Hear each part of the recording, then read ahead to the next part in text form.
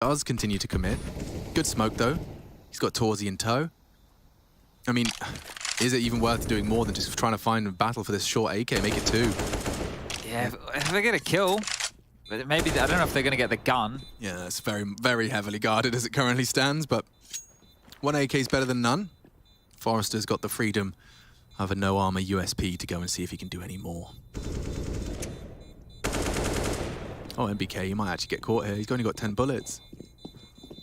Oh, he's got his hot teammate with him. Oh, you hate to see it.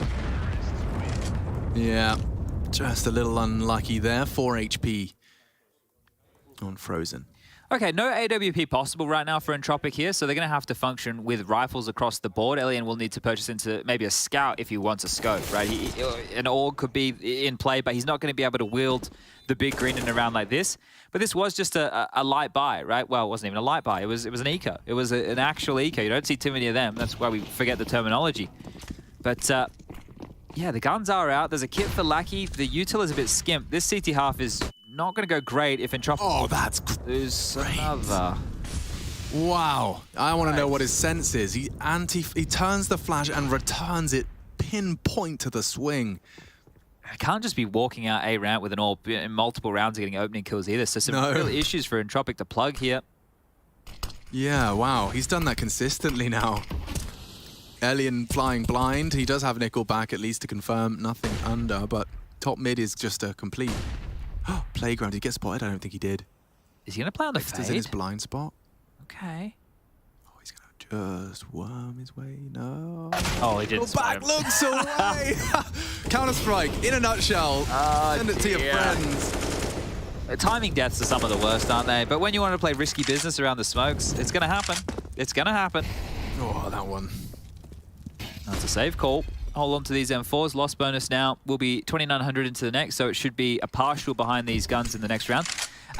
Actually, Lackey has enough, so maybe it won't be a partial. Maybe it'll be 2 drop M4s. Lackey buys himself, and then they can purchase. That's obviously the power of these silenced M4s you see decorating the CT hands right here, right now. Bit of a hunt looking likely for Mouse as they send Dexter down through the underpass. MBK up and over through the B apartments. Frozen, Torzy, and Bemis. The youngsters are staying at the kiddies' table. Don't leave the bomb. Do your job. We get to have the fun.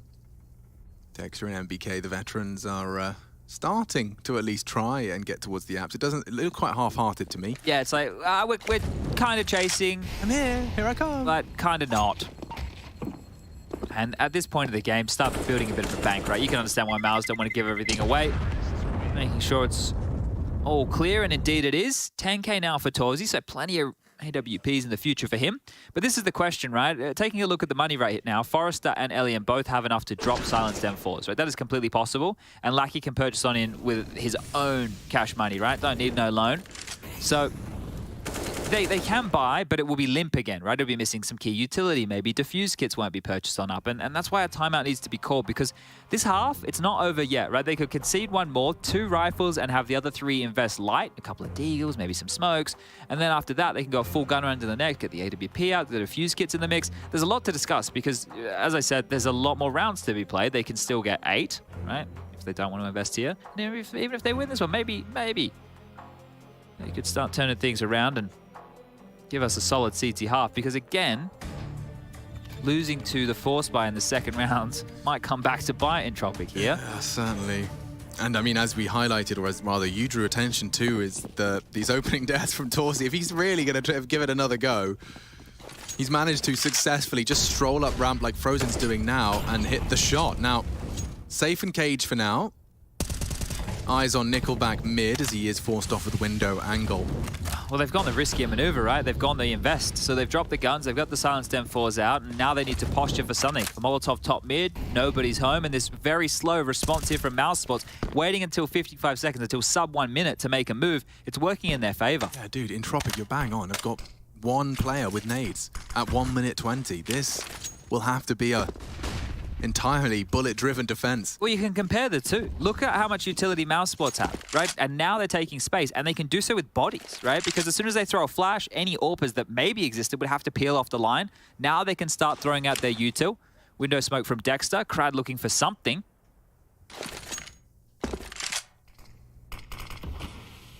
Yeah, Crad set up with a bait and switch of Elian. You can see the flash of Torzy is destined to at least try and catch that close ramp player. Now, Crad, anti for now. So much room without contact, 44 seconds. Oh, what a shot onto Elian, and they get away! They actually get away with information. Crad on his return, Dexter's trying, and will at least get caught. Lovely string of frags now, potential all over the place for Entropiq. Everyone wins their duel.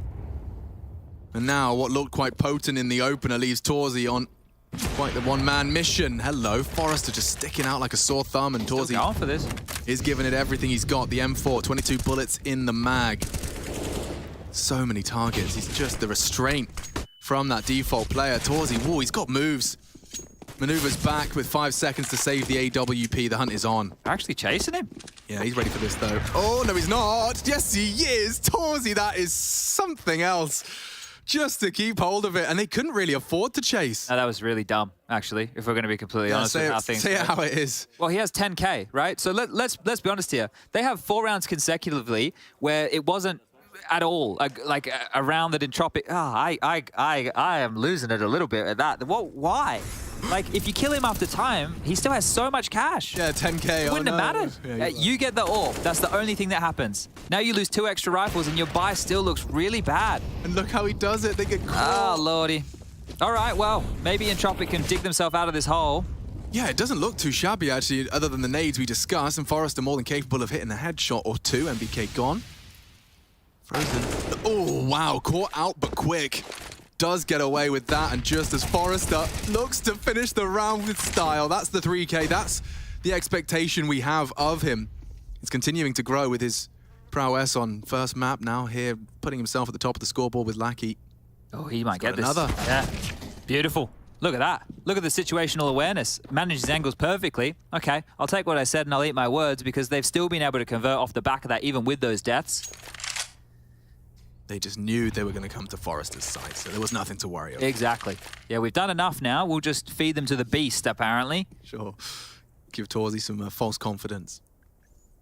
Okay, well, Frozen, what's he going to get up to here? He's marooned over towards, I want to call it Delpan. We'll call it Delpan. Why not? Some of y'all know what we're talking about. Forrester's actually been sent out allowed to hunt for the ace. So what do you think the likelihood is here?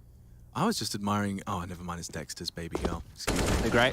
Yeah, the Greyhound stickers. Thought it was representing 2 HP for the ace. Forrester for Entropiq, and he will take all 5. Quite the fragger is Forrester. Teleports from 5 frags to 11. That's not how maths works. 6 frags to 11. As you can tell, not my strong suit, more of a words guy. Yeah, well, look, maths, I'm starting to brave it a little bit more. I'm doing some quicker maths on broadcast. No, you should just go for my route and just try. You know, you don't actually have a firm 100% answer. You just say, keep speaking, and hope that the numbers are correct that come out your mouth. Well, we get there sometimes. Yeah, there are much better number crunchers than I. But here we have it, 6-6. I can say that with certainty. Pushing up catwalk here. Dexter, with a bit of room around the smoke. Nickelback is actually insane. This guy, his moves, I want to do them, but it's so sketchy. And both of those were pretty damn close to the 2 Bounce players occupying middle right now. Dexter's a bit confused as to what just transpired. He'll return for the bomb.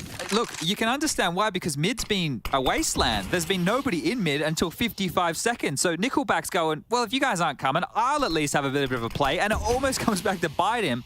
But this is a key round. If Entropiq win this, they can actually walk away. You know how I said like 8 would be good? They could even still get 9 here on the half. 4 mice scurrying through the connector. Dexter's been consistently battling for this, but this might be the first time Nickelback's fully caught. Oh, lovely find. Dexter leading from the front line, takes down Nickelback, controls the jungle. This is where the ace site surely is theirs for the taking. An important trade. Crad not allowed to retreat. And they're just slowly applying the pressure. Elian, though, continues to contribute. Lackey aware, dealt with Dexter. Mauser letting this one slip through their fingers, it feels. Bodyguards are here. This is looking great. Wombo combo. Hey, only Torzy doesn't have the health for this. Dancing with the flames, pushing through. What is he up to? Elian's ready. Gets his sidearm out in time. But a 7 secured for Entropiq, and yeah, though it has been trying times and certainly not the most beautiful in conversions, they have managed to pull away for a lead after what was 4 consecutive from MOUZ. These close affairs, we had a 1v1 into just 3 players alive and 2. Entropiq have been getting more and more consistent in their 3 conversions. That one-on-one was where Torzi got to hold onto his AWP and he got fed a couple of nice kills there, was right? a 1v3, because that could have gone the opposite way, right? They probably still win the round, but then their buys limp going into the next. They only get the win round bonus, and then from there, Mousesports could have taken off with this half. Entropiq have done this the hard way, right? They've done it the dirty way. They've been able to grittily trade their way into this situation, and now they're actually poised to win out the half. All they need to do is not trip over this Deagle round coming on out here from MOUZ, right? 3 Deagles, a P250, and a flash. Pyjamas is going to equip himself with a $700 hand cannon as well. And if Entropiq can walk away with this, I'm going to be impressed, because they're having to do this by gun rounds, right? You lose in the early stages. You're not getting that buffer. They're not getting that buffer at all. So the gun rounds is where this is getting done.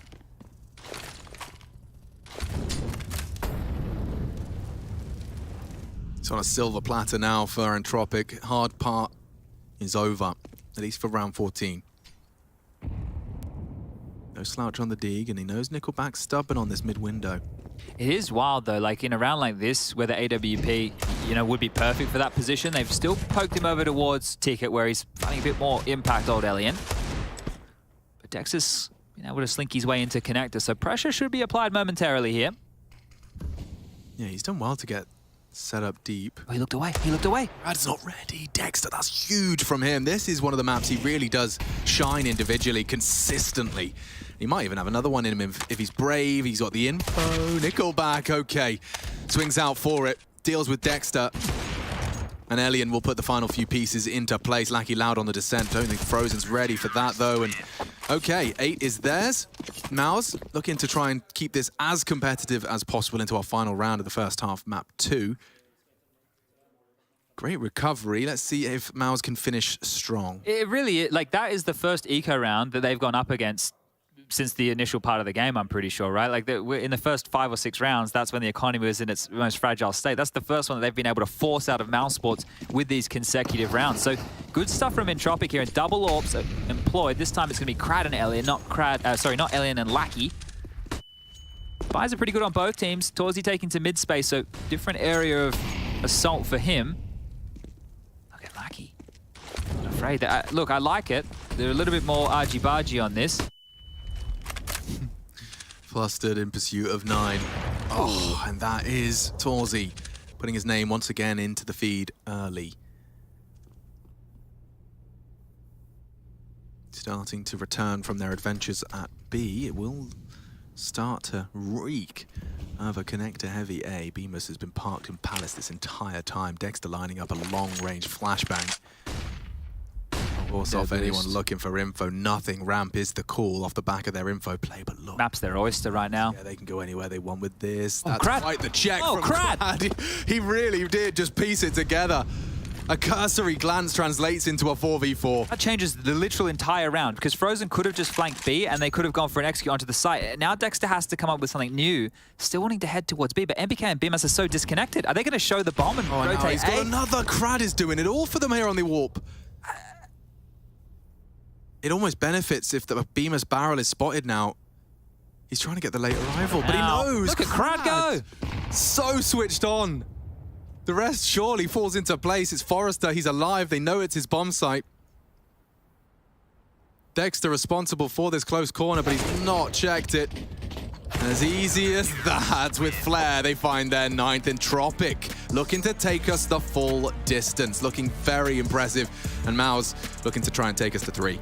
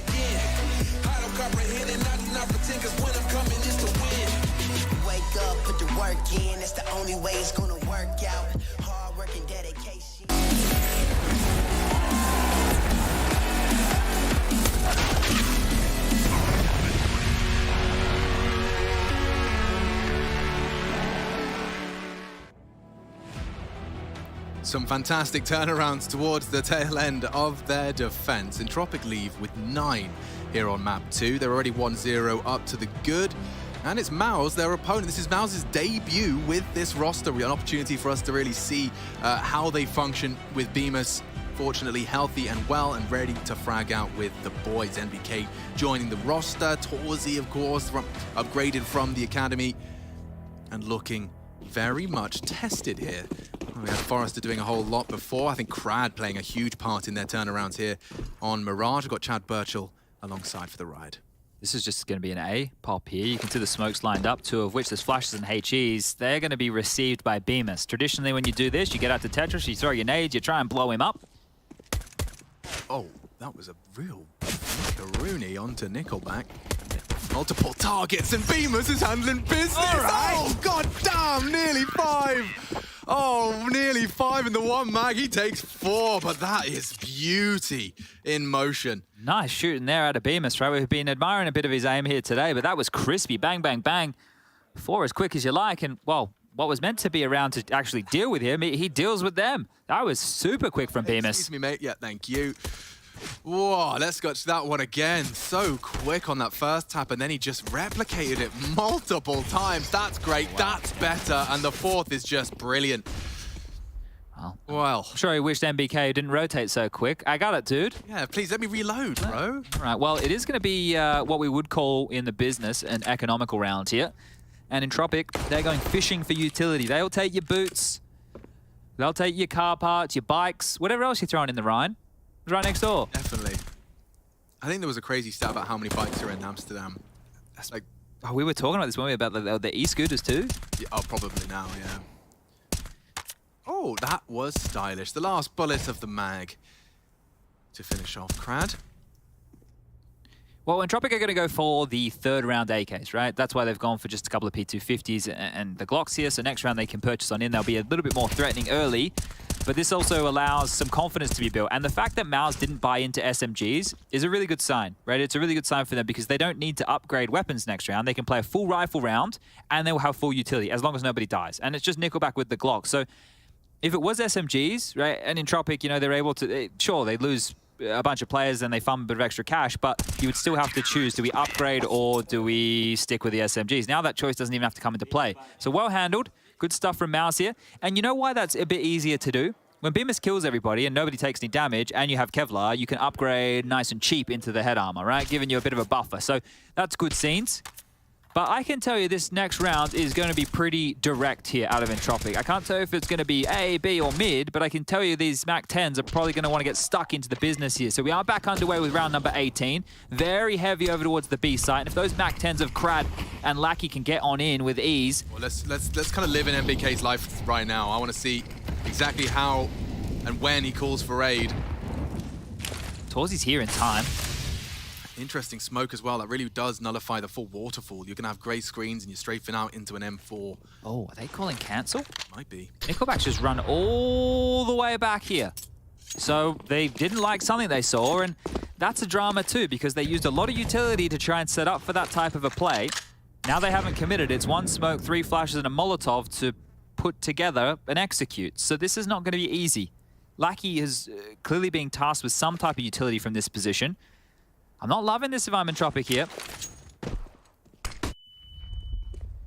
No, and now with making clear indication back towards A, Dexter and Bemis will ready themselves. See, this is an outside-the-box play. This was intentional, right? They bought the MAC 10s when they could have bought AKs. They knew what they were doing with this round, but they were stifled by MBK's utility just to stall them out. And now, 40 seconds left on the clock. What's the solution? Now you're jiggling top mid with a MAC 10. It really doesn't quite feel as fun. Forrester has made space. Back to B, though. Huge headway. MBK. And Torzy at least contributes on that short presence. MBK, oh, what a flash. Completely booked. They still pull it off. Crad has managed to worm his way into the site, and Forrester does one better. He strikes from behind.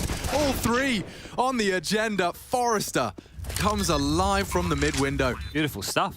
Look, that was swings and roundabouts. Like, it felt like they didn't have any idea, but apparently they had the best idea.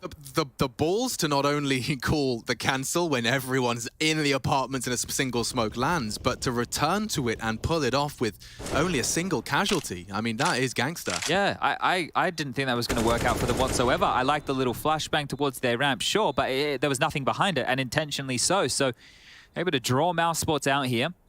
Early responders throw all the utility, try and help out, and then the re-exec, but a simple re-exec with limited util, so great stuff. Crad gets an upgrade into an M4 for free. And I suppose that little ramp escapade was a perfect opportunity for Forrester to have attention drawn elsewhere and to worm his way from the short position over to window. I don't know how that came together, but I like it. That's one thing I can tell you for sure here. And Krad's actually dropped the M4 to Lackey and reinvested in a MAC 10.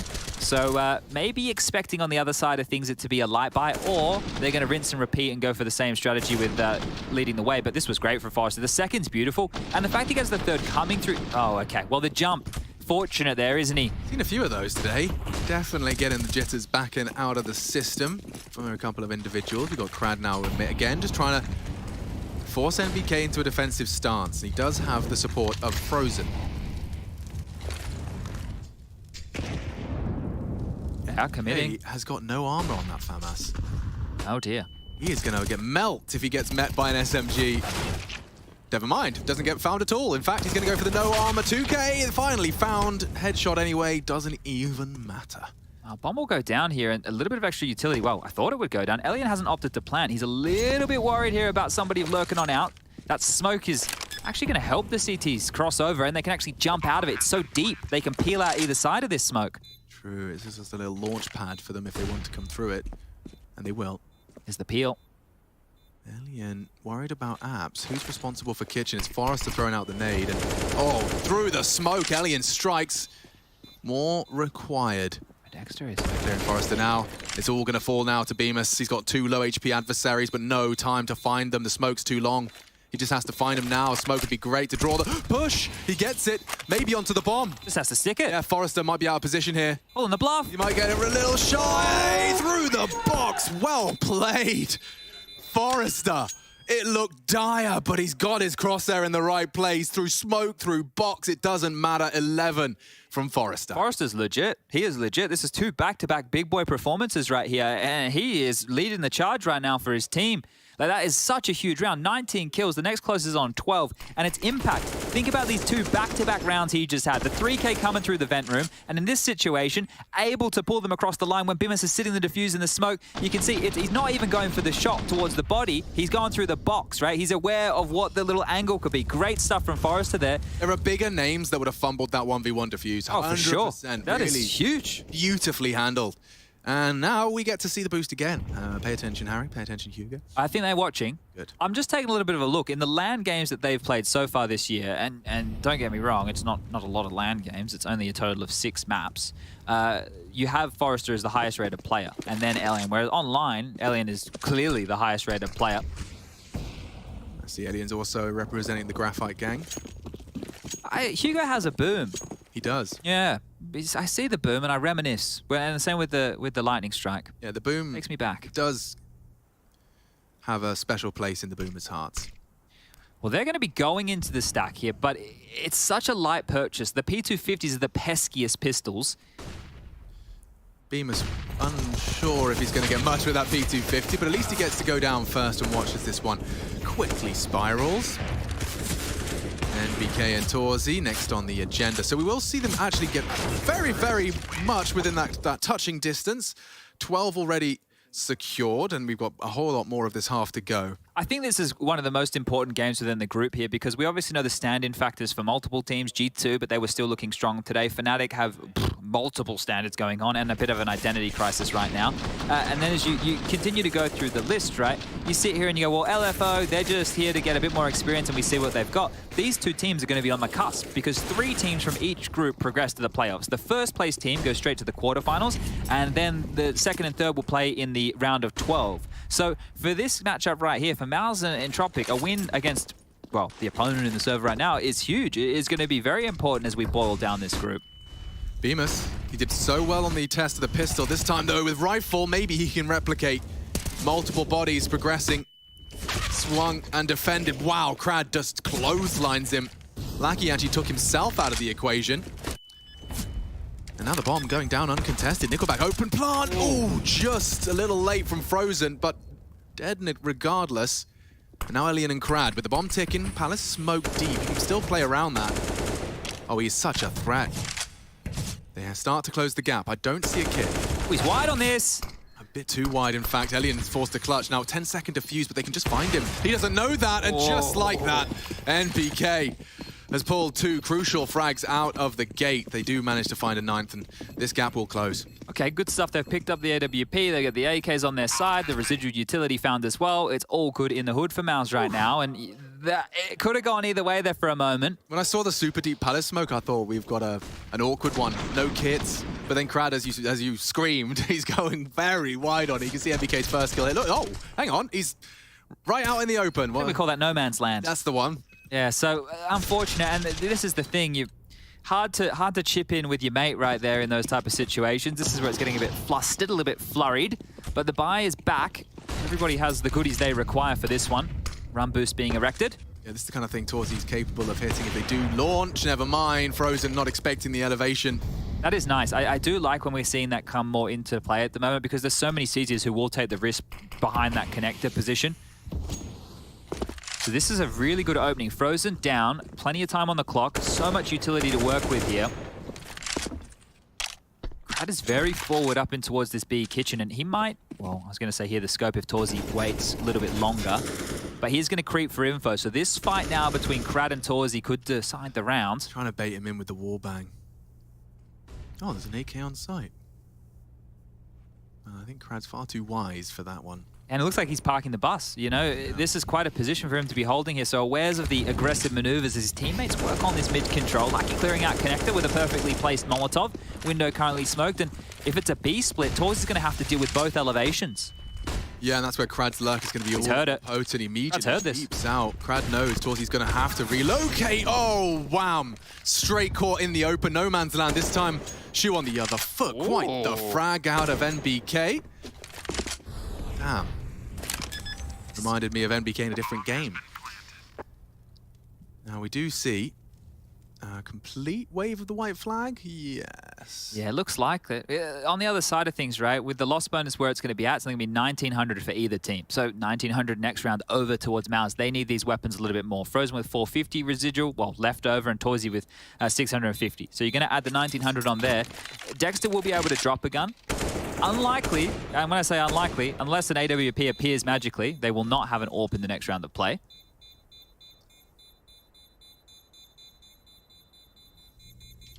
Wait, I'm trying to do Where my did that- maths. Okay, he's still there. I thought he had like a secret little hiding spot you could shoot the orb into. It vaporized before my eyes. I'm just blind. I doubted myself there. I thought that Dexter would be just shy of enough to drop an 8 over here, and I was right. So next time, trust your gut. Yes, that is good advice. As long as it's a healthy gut biome. Yeah, make sure you've got your Kimchi. your kimchi, Your kimchi. your Actimels, What else or do any you have? other yogurt. Isn't there a drink that these people are having? Yeah. No, that, kombucha. for me, in Australia, that is called Yakult. Yakult. Yeah, we got Yeah. that as well. Oh, Sorry, same one? Yakult. I don't know, man. No, I like it more. It's You always got a twang. Well, it's just super interesting. Well, I'm not going to butcher it. I'm trying to I'm watching videos about languages and why things are hard for us, like why French is hard for some. It's just interesting that it's all about the intonation. Like, when we try and speak, for example, French, we can't. We look to apply the same emphasis. Like in English, we have lots of very clear emphasis on the words, like frozen. Whereas I see. Everything's very flat in different languages. It's interesting. That's a missmoke, Alex. No. Oh, that's a missmoke. It's all right. Happens to everyone. Well, we'll say it's intentional. They've done this. They want to bait towards the end of taking a fight here. We can decorate everything. Oh, I can't. You decorate too. I can't too. It's a very false sense of security, maybe. Well, let's see how this one plays out, shall we, Dan? Yes, indeed, James. I think they are also going to take a quick 20 seconds to cool down after. Yeah. I would too. Yeah, a deep breath required. Krad's still got exactly where he wanted to get, so that's all right. Yeah, and no one's dead, so can't really complain, other than the 2 smokes you haven't used optimally. It's all right. It's all right. 55 seconds and... Yeah, so I think Nickelback's having a 3rd attempt. Oh, no. No, he changed his mind. Here we go. There we go. 3rd time's the charm. It's what they say. 2 through mid, late through ramp, re-smoke now from the CTs buys time. Should see contact around 20. Look at Forrester go, a very long-range commitment, and Bemis loses that duel. Nickelback does find the head, leaping through the smoke. Impressive stuff. Dexter's on a bit of a tight scenario, getting the first. They have to do with Dexter. Find him. They're missing shots. He does take another from near the grave. NBK, surely he can pressure this plant. Elian's going for one wide in the open. Lackey trying to support him. NBK unwilling to cross that threshold. Died a jungle. It does enable the plant, but yeah, sticking out for Frozen. Lackey's been handed a winnable 1v2 here. He can't make a sound cue right now. Like, he needs to be very, very quiet about You things. know he was flashing from connector. Frozen's operating under that information already. Oh! That's a quick conversion. Nice find. We will see double digits, and it looks like all of that hard work from their T Hall, the 9-6 half, kept dead even into the second now. Maus have got the defensive capabilities, and you can see there's pretty much cash for everyone involved. Yeah, missing it twice and they still got the space. Like, that's really curious, right? They still were able to... I don't know what the original plan was. There's no way we could ever know unless they came forward and told us. But in that situation right there, missing both smokes and still and not being punished for it, like, realistically, they didn't get punished for it, right? So that's very fortunate. Oh, I guess Frozen's body wasn't where our body was there, everybody, because I couldn't see a bloody thing. But here we go, towards the aggressive. And beautiful stuff. Forrester, the heaviest hitter. Couldn't ask for more for an opening frag. So heavy advantage as the pendulum now looks to swing back in Maus' favor. Deep connector smoke deployed. Dexter pursuing information regardless, going towards window now. Lackey perhaps to meet him. There's 2 up short. Straight bullets. Frozen's heard reloads, and he will just clear it out. Activates. Great find. Takes the AWPer out. Trying to take another before he's hunted. And he does lower their health. Nice finish from Dexter. There's another to be discovered. Nickelback. They can actually pin both of these fights right now. Right? They've heard Krad, and they know that Nickelback is stuck in vent. You can see that Dexter's positioning well aware. He's going to cotton off to make sure Krad... Oh, I thought he was. Okay. Bemis is actually looking over towards A, so maybe they don't know where both players were. Yeah, Krad is perhaps going to be a bit unknown as he arrives in middle. I think he's just going to have to try and think now where they would be locking down the trapped Nickelback. If you knew there's one ladder, would you be connector? Close short? Dexter's going towards T-spawn, so there's 30 seconds remaining. This Bemis kill could do a lot. Yeah, Pyjamas is actually edging forward. Timing favors Krad here.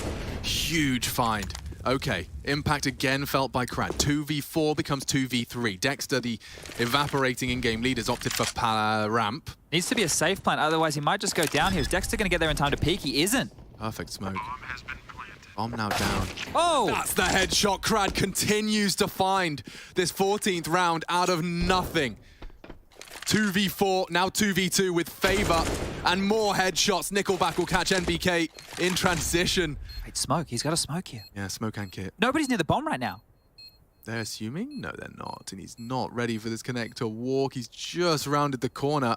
Is he going to save? There's nobody here. The time. You can't go for this, Torzy. No, he's let it go. Let it slip.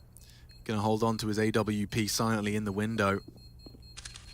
Oh, and Nickelback caught the information too were mid. He at least knows he's saving the AWP. But that's 14.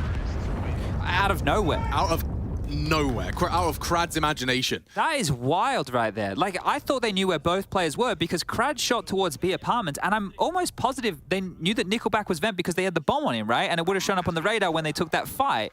Yes, that's true. So maybe, just maybe, that information wasn't available, but these kills, when you watch them back on the replay, ladies and gentlemen, they were 1v1s. They isolated 1v1s right there. That's the difference maker. And look at Mousesport's economy now. It's an all-in behind the AWP. Entropiq are playing like the better team.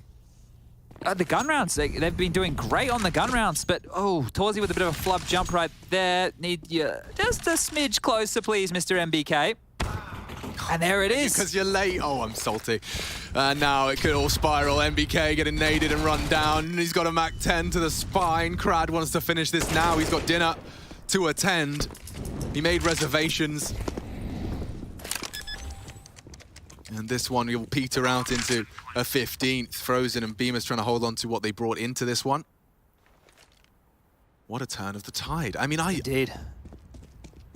We were both convinced after seeing what both teams were bringing into that first half initially, but Entropiq have admittedly done it the hard way. Wants to finish this now. He's got dinner it's still to attend. just as effective. He made reservations. I would love to hear what the devs' thoughts are, right? Let's assume that this goes the way that it's looking right now and we end up with a 16 this one round. Peter out into a 15. You can tell that there's going to be a harsh trying to hold on to what they I'm not brought saying from into the this devs, one. I'm just saying from the community, right? Oh, JDC's here and they What a did better. turn You of know, the it's the tide. first I mean, game. They have games every single day. There's still a lot of time for them to get better here. But convinced there's so after many seeing what both teams were factors bringing that into aren't that first tangible half to talk about. initially. Like when you go into a tournament with a stand-in, your expectations of yourself are lower and the community's expectations of you almost don't exist. And you play freer, you play looser, you take a couple more risks, you have good vibes. Because who cares what happens in that type of environment, right? But now it's impossible, impossible to replicate the who cares attitude when you're a five-man squad and it's your debut.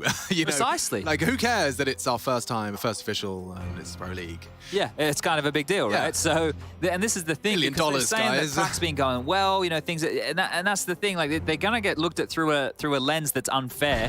But with the missed jump here, you're right. Like that's a death punch moment. It's like if I was there earlier, like do I have that kill? Do I get the opening pick? Do we change the score of that round? I almost think there's an indicator of the frustration earlier, which is the fact he continues to do the movement he was.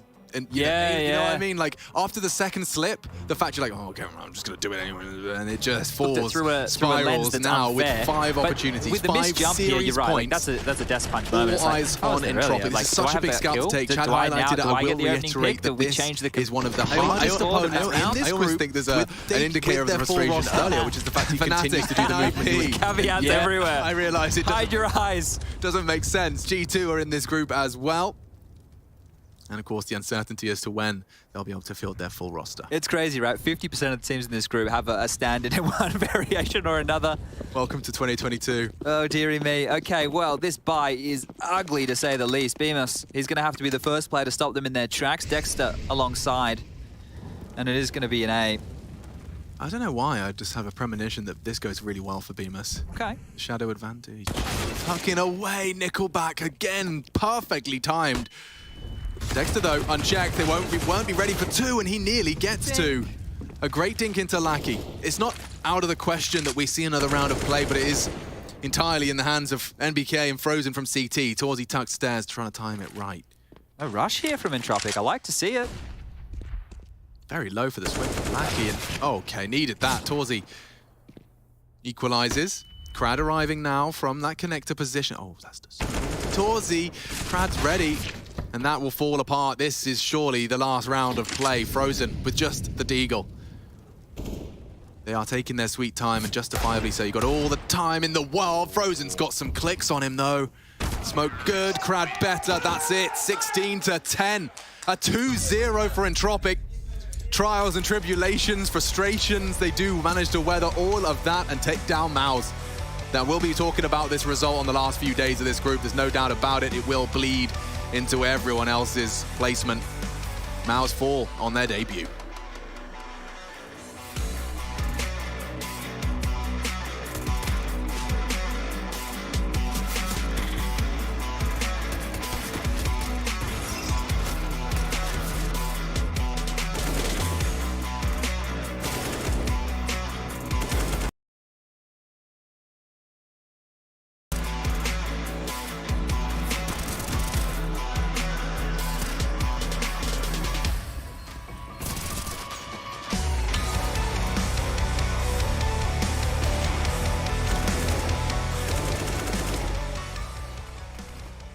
Blind speaking, and short. Кидай Being short. Живи Кухня просто. вышел. Кидай смогом ты. On see short. Shoulder. Edward. Делай low. You have kid.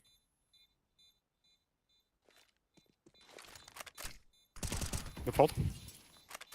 Прошел, нажал. Бомба дефолт. Попадаешь.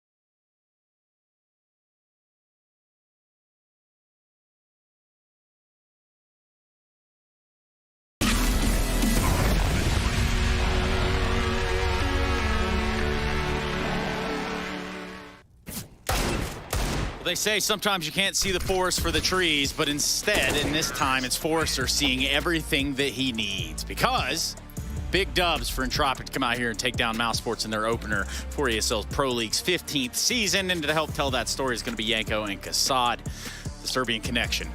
So much about MOUZ being the best team in this group, though. Yeah, I think that's what Kassad was saying. Yeah, he said it a couple of times. Multiple times. 4 or 5 times. But just to be clear, he said that Mousesports were going to be the best ones in this group. Yes. That was Kassad. I'll catch you in 4 days. and then we'll see, and then we'll talk. Right. We all have watches, Well, guys. an L is an L. I don't know is how an to L. tell time anyway, but just whatever. Yeah, I mean, these things, we don't wear these things to tell time. We tell, you know, that's a wholly different experience. For us, we look at the series at hand. We think about Entropiq coming in here and maybe even what could have been a bit back and forth more so on Mirage. Didn't turn out to be the case, Kassad. Listen, in my mind, like, Mouse Sports controlled that first half in a very big fashion, right? It was 6-4, they controlled the economy, the momentum, everything. The mistake was one and only, they didn't switch up the pace. There's like these couple of rounds where you switch up the pace, you take fast connector, fast ladder, something like that. They just kept doing the same thing. Entropiq found their bearings, found their footing, and they just kept rolling with it. Like, there was no readjustments from Mouse Sports at all. They even lost the Entropiq lost the second pistol, but after that it was all Entropiq.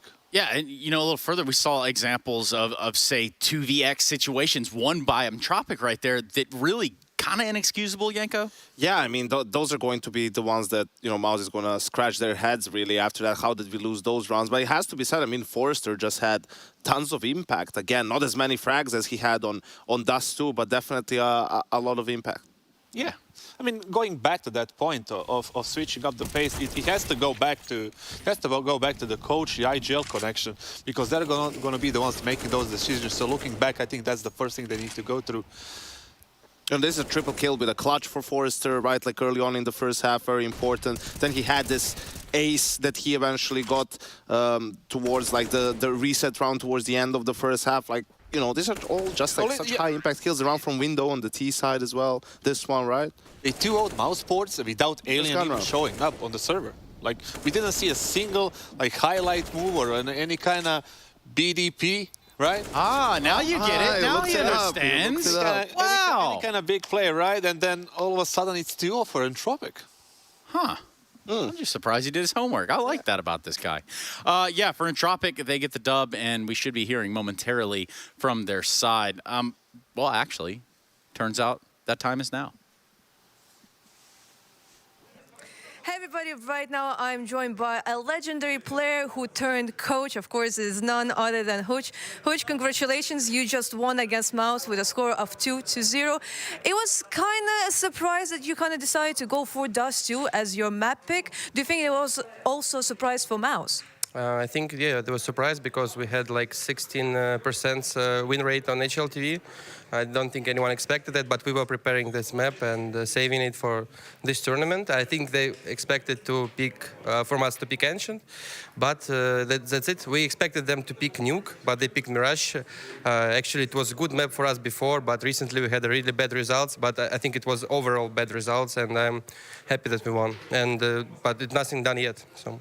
Yeah. Talking about Ancient, because you actually played against them during Katowice play-in, and unfortunately lost with a score, I think like 6-16. 6-6, yeah. Yeah. So, but like, and overall, like you lost the series and you got knocked out of play-in.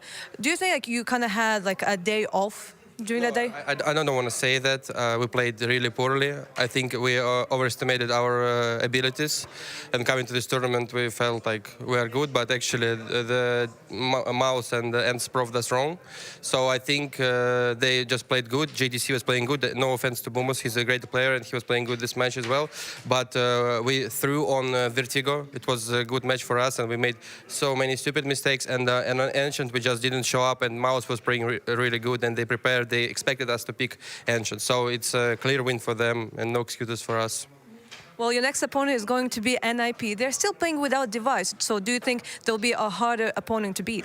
Well, I think that Device is one of the greatest players of all time, but I think that the guys who are playing for NIP are kind of tired with the situation going on. Like they want to be a stable team, so I don't think it changed a lot. I think Foz is a really talented player. I watched a lot of his matches on Vplay Academy League, and he proved everything that he's a good player. And the first event he played for NIP, he was also really good. So I don't think they're weaker without Device because they are already used to it. I think NIP is a great team, and I hope it's going to be an interesting match. I'm really looking forward to see that match. Thank you very much. Thank you very much, Coach. Thank you. Yeah, for Entropiq, not necessarily wanting to talk about Ancient just yet, and rightfully so. It doesn't really fit. But Kassad, you look puzzled by just something that Mr. Hooch said there. What is it? I mean, he said that NIP doesn't look weaker without Device. Take that device. Yeah, I think, you know, obviously they're weaker without device. I think he meant, you know, they've been playing without them for a while now. okay, That yeah. they kind of got used to it, right? But device is device. That's why the spark of fire right there. Of course. Just stopped me. You'll learn one of these days how to Yeah, do man, it. you don't do it like that. You go in and you say, what the hell is he talking about? How can they be better without device? Are you crazy? Yeah. Coach? Have you lost your mind? That's You how should be do it. doing that. And you're gonna. Speaking of which, But another thing that he said, What's Trace, before you go with it, is like, I like his point about, you know, not only the pick that they worked on it and no one expected because they have a 16% win rate right on Dust, is like also all of their maps look bad right now because they've been playing bad overall. And sometimes even on your good maps, like that, it doesn't matter, right? Like if you're just in a slump, doesn't matter which map you're playing, you're just going to have bad results. So props to them for kind of being aware of that. That it wasn't map specific. They were just in a bad period and had to stuck through it. yeah, It's a massive win right now against Mouse. It's gonna propel them into the playoffs probably because we have NIP and Fnatic, you know, weaker teams. They need to beat one of those two teams. And that- Theoretically, on paper. Yeah. let's look at the paper. Let's get ahead of ourselves for a change. Let's try it. Let's see get what happens. ahead. Let's get all the way to the end. Pull up those brackets, and then we'll see what happens there towards the end. Now we see G2 Entropiq, Nip, Fnatic, Mouse. They're in the playoffs. LFO. Mal's 0-1, LFO 0-1. Now here's what the matchups look like, though. So Entropiq's going to have Nip tomorrow. Mouse Sports gets G2. And then I guess at that notion, yikes, I don't know. It's Fnatic LFO for the last one. Yeah, but that's all yikes all around. That could be the one win for Fnatic, yeah. You One think? and only. I don't know, like a lot of these games are going to be coin flips, right? Like starting with the next one, Trace. Yeah, the next one being Which that is? Nip Fnatic. That's right. The good old Swedish derby with like 3 Swedes on the server. Yeah, is it 3? I don't know. I keep losing count. There's like a roster change happens over there daily. Whatever. We're going to go ahead and head to a break so that way the next crew can come in here and take our positions and get ready for what is Nip versus Fnatic. Yes, bring that music all the way to the top because Kassad's going to freestyle. Take it away, Kassad.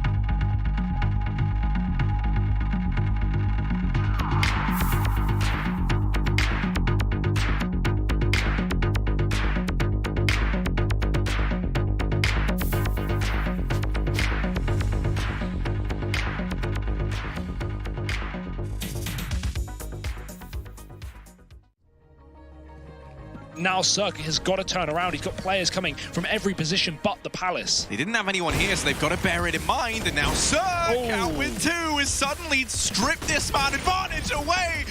Carrigan. Oh, he is ready. I was going to say, oh my word, where's this come from? This was a 4-on-3. Nick Stacey trying to stand the test of time, and this thing's not going anywhere. And here comes the B play. This is what it comes down to. KNG looks to try and be the defender of the site. The breaker of dreams! Rattled. Dupree, he rattles right back through the smoke. Oh my goodness. No! Dupree! Boomich moving back into middle, and surely they don't expect this play. Oh, he may have just brained them hard, Harry. Double molly zone, double flashes. They could check this corner, and they should be able to trade. You'd like to think, but do they check it? That's the question. One goes by, and Boomich playing it like an absolute beast. He finds them both. JW, he's back on the shotgun again, and he's just going to be up for the chopping block. JW anymore. Oh, he's found his second. Pistols behind him, and JW, he's going to draw his own. No knife for Stewie. He's got it all to do, and he's stuck here. He's trying to play for time. Crims, the eyes of the world are watching, and this is where Crims might just do his best work. Shuts down everyone, just electronic, still defined, and there we go. Roland once more close on ramp, has got to do it all. Yeah, flashed in, Roland trying to deliver, and Roland gets 3. Oh, he takes them all down with him. You thought Brolin's heroics might be enough, and indeed they are. The ace for Brolin. There's just 2 players left to get past. Carrigan, an unknown entity, an unknown factor, flicks on down. Carrigan drops the bomb, 7 seconds, and he's done it! He's stolen it from Fnatic!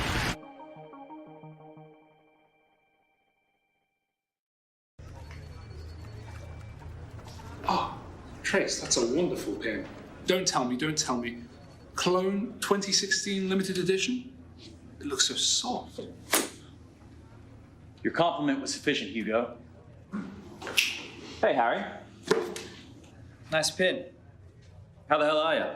Chad has mistaken me for this dickhead Harry, which seems logical because he also works for ESL and I cast with him regularly.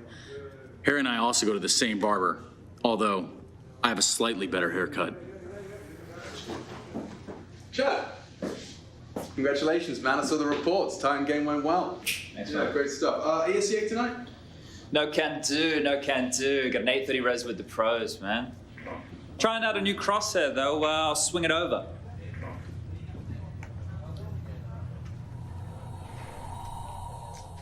New crosshair. What do you think? That's very nice. Look at that. Gave it a go yesterday. 1 on the thickness, 0 on the dot, and 1 on the outline. It's great for visibility. That's very cool, Stunner, but that's nothing. Look at this. Daring yellow, thin outline. What do you think? Nice. Jesus. How did a nitwit like you get so tasteful? I cannot believe that Machine prefers Rush's crosshair to mine. But wait, you ain't seen nothing yet. Check out this bad boy. Statement read, almost a statement in itself. Dot, for that pinpoint precision. And let's not forget a little bit of girth. Goes a long way. Impressive. It's nice, it really is. Now let's see Chad's crosshair.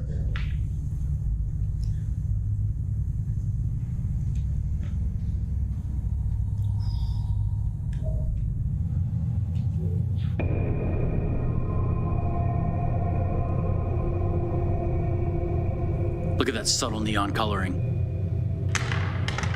The tasteful thickness of it, oh my God. The gap is perfect. Something wrong? Stunner? You're sweating.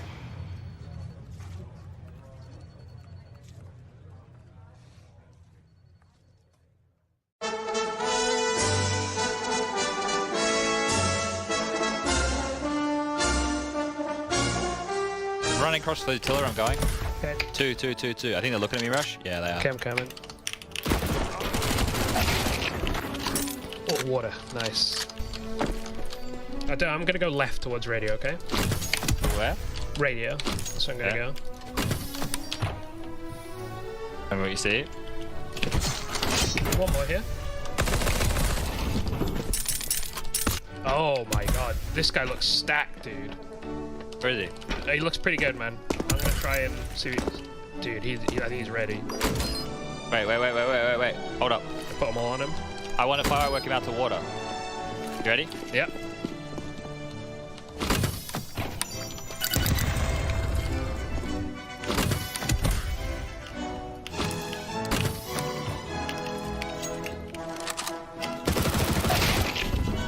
Oh, there's two people on me.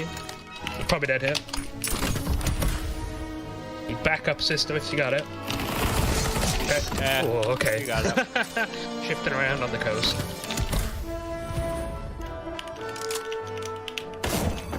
Okay, I'll go for the last guy then. He moved. Oh, here now. Okay, nice. Yeah. Oh, one guy there with armor, so that must be one of them. Yeah, two at the sea container here. Last two guys.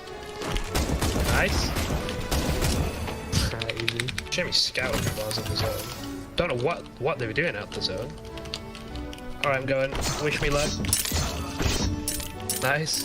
Yeah, I'm going. Yeah, go for that one.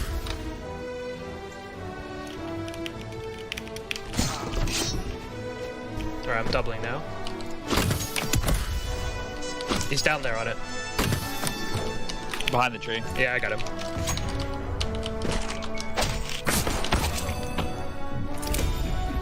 Alright, well I got a Goombin there.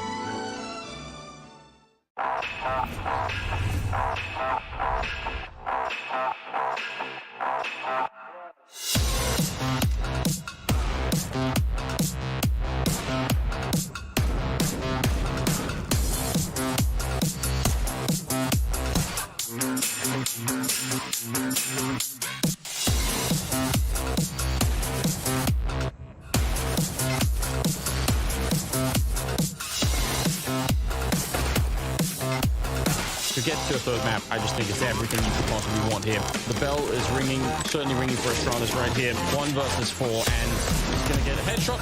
Oh,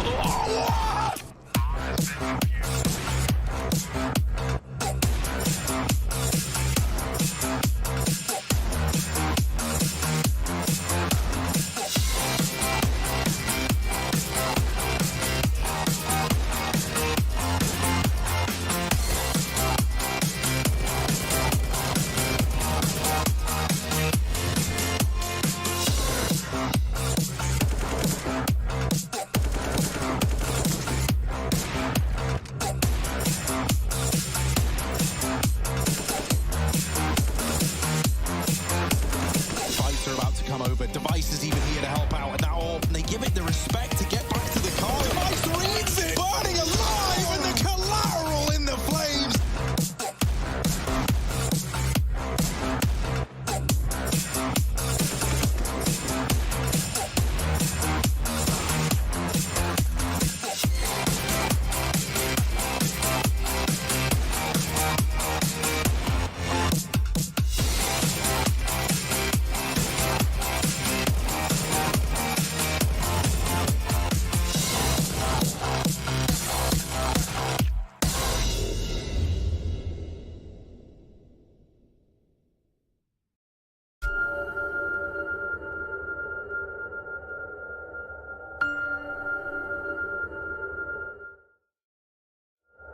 Three times the charm, as they say, and in 2014, be more true for Ninjas in Pyjamas. After DreamHack Winter 2013 and ESL Major Series 1 Katowice 2014, this legendary Swedish roster took their third shot at winning a major championship trophy. And in the grand final in Cologne, they faced their natural rivals from Fnatic. It was 1-1 in the maps, and everything would be decided on the third arena, Inferno, where after the initial Fnatic lead, Freiburg helped NIP turn the tides and in time make history in Counter-Strike.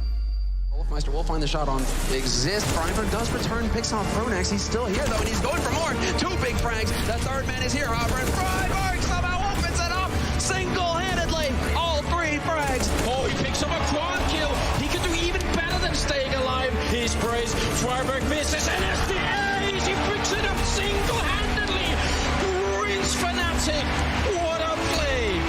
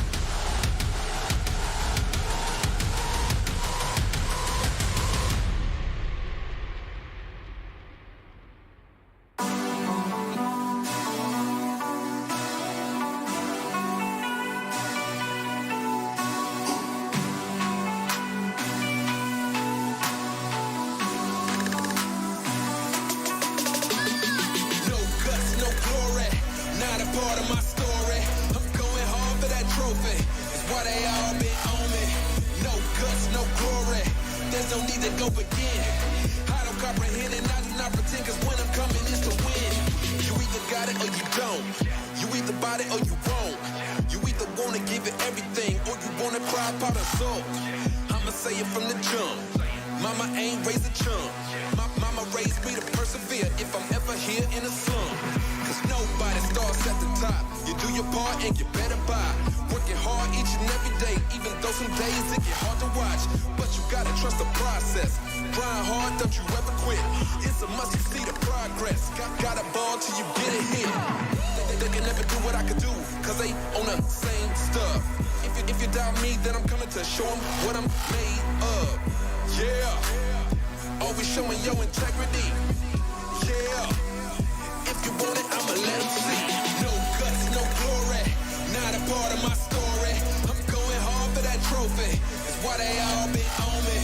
No guts, no glory, there's no need to go begin.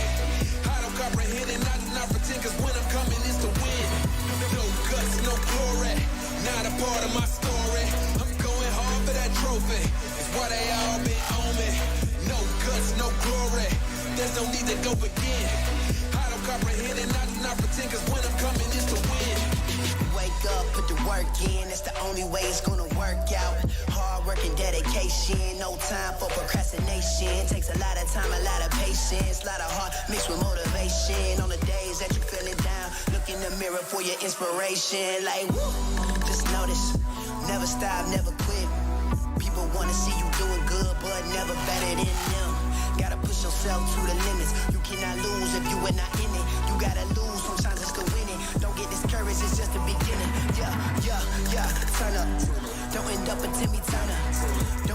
in the streets. Don't get caught up with a burner, don't be a slow learner. Oh no, you only get one shot, one chance. Talking March Madness at the big dance, talking big man, no campus. Like No guts, no glory, not a part of my story. I'm going hard for that trophy, that's why they all been on me. No guts, no glory, there's no need to go again. I don't comprehend and I do not pretend, cause when I'm coming it's to win. No guts, no glory, not a part of my story. I'm going hard for that trophy, that's why they all been on me. No guts, no glory, there's no need to go again. I don't comprehend and I do not pretend, cause when I'm coming it's to win.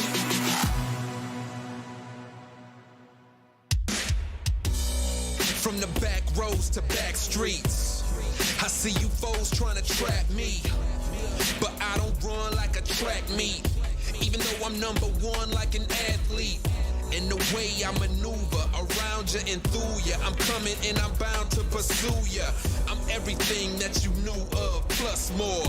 What's in store is I'm about to get to you. Sleepless nights, better think this twice before you step to me and come and speak with strife. There's a lesson when you reach my life. It'll be chin checking and I'll teach you right. Plenty tried, plenty failed.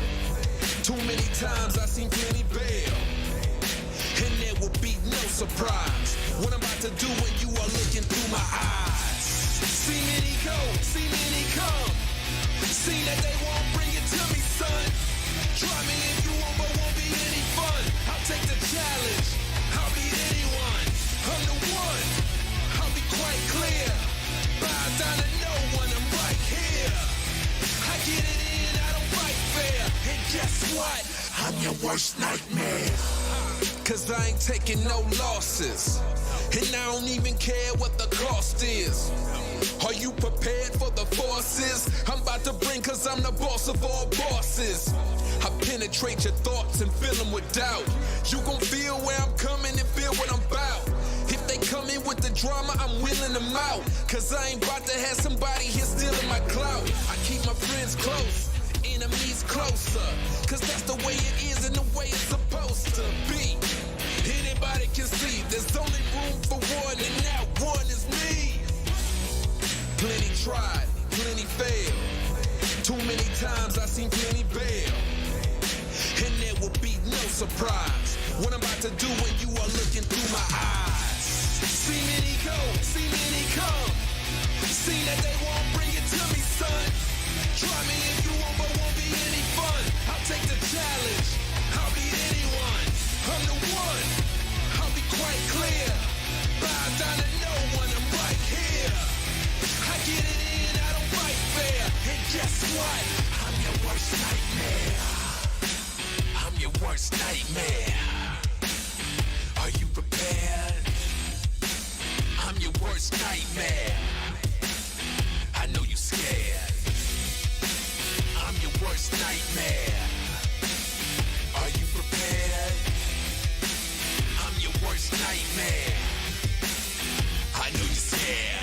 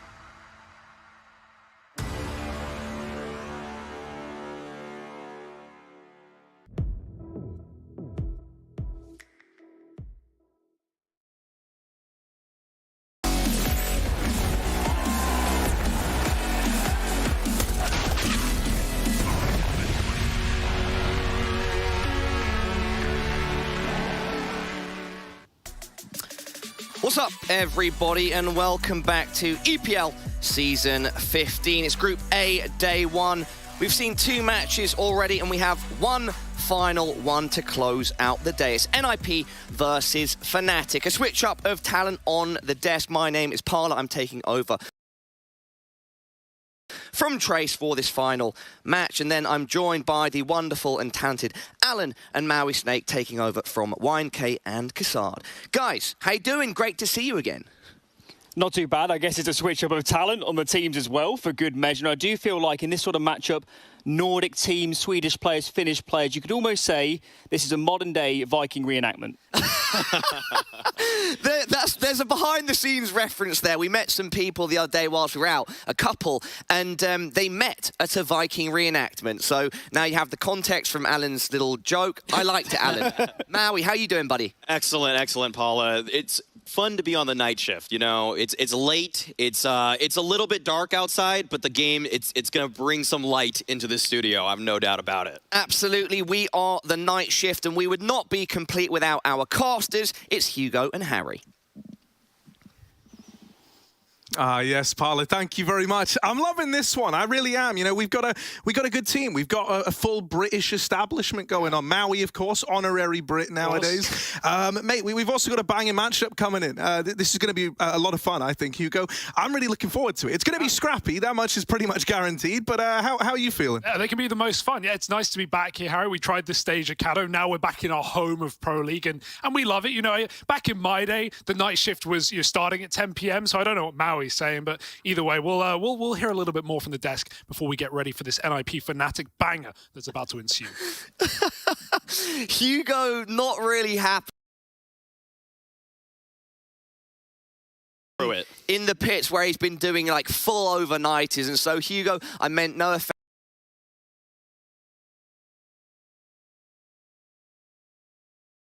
offense, big respect to you. Yeah, I mean, he's been grinding in this sort of space for such a long time. And, you know, Hugo, Harry, I'm so happy that they're going to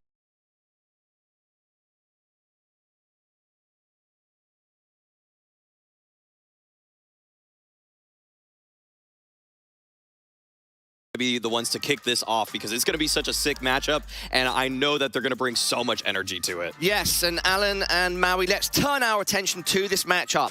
As established, it's Ninjas in Pyjamas versus Fnatic. A lot of interesting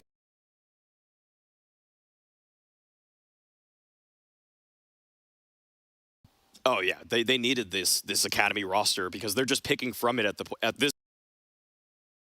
Actually going to be Banjo, who's playing in for the Fnatic side. I mean, Crim's just got COVID. He won't be joining the server today. And it's a completely different look Fnatic. For people that have been watching Pro League over the years, you probably are expecting these Swedish players. There aren't even, there's Pepzor, but there's pretty much none of the household Swedish names that people know, people love from Fnatic. It's a new roster. They're taking it in what seems to be a new direction. Yeah, we thought Smoothie would be sticking around longer than Katowice, and then suddenly everything got turned upside down. He had a riot at that event. They didn't really get the result that they wanted. But yeah, we thought maybe he'd be sticking around a bit longer. Alan, what do you think went wrong?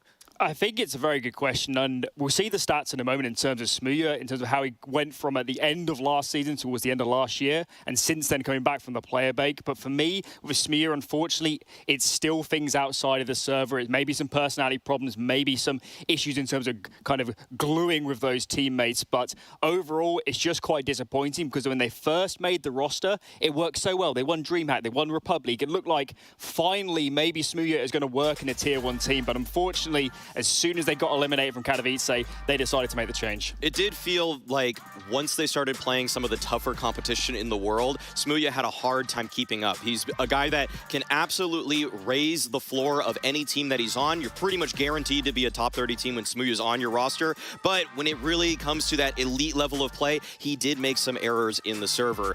The re-peaking, the poor positioning, sometimes not really recognizing where his opponents could be in a certain round. Things like that, they built up. And like you said, Alan, there's a lot of things that are going on outside the server. There's a lot of speculation in terms of the personality that Smooya has. He's sort of redeemed himself from the completely toxic Smooya that people know from 4 years ago, but there's still definitely some issues that need to be resolved. Well, I'm a huge Owen Smooya Butterfield fan, but I won't be able to see him on the server today. Instead, we've got Pepsor, Poison, and Banjo. Guys, what can you tell me about each of these players? I think the thing is that Pepsor and Banjo are not going to be familiar faces for a lot of our viewers right now. But if people have been following the We Play Academy League, they're players that have shown their worth. They've shown their mettle. Banjo is a player who's kind of going to be a role guy. He played a lot of sort of anchor positions, sort of lurk spots, kind of bad roles, I would say, for most of the time. Pepsor is a guy who's had to switch up his role immensely. He's actually a very versatile player when it comes to Tier 2 sort of. But the thing is that I think Poison sort of steals the limelight here when it comes to these additions. Yeah, for sure.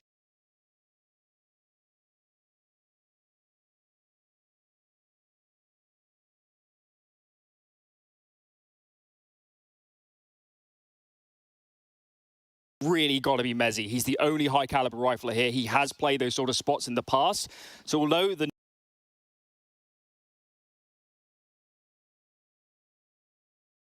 off with an interview with their coach.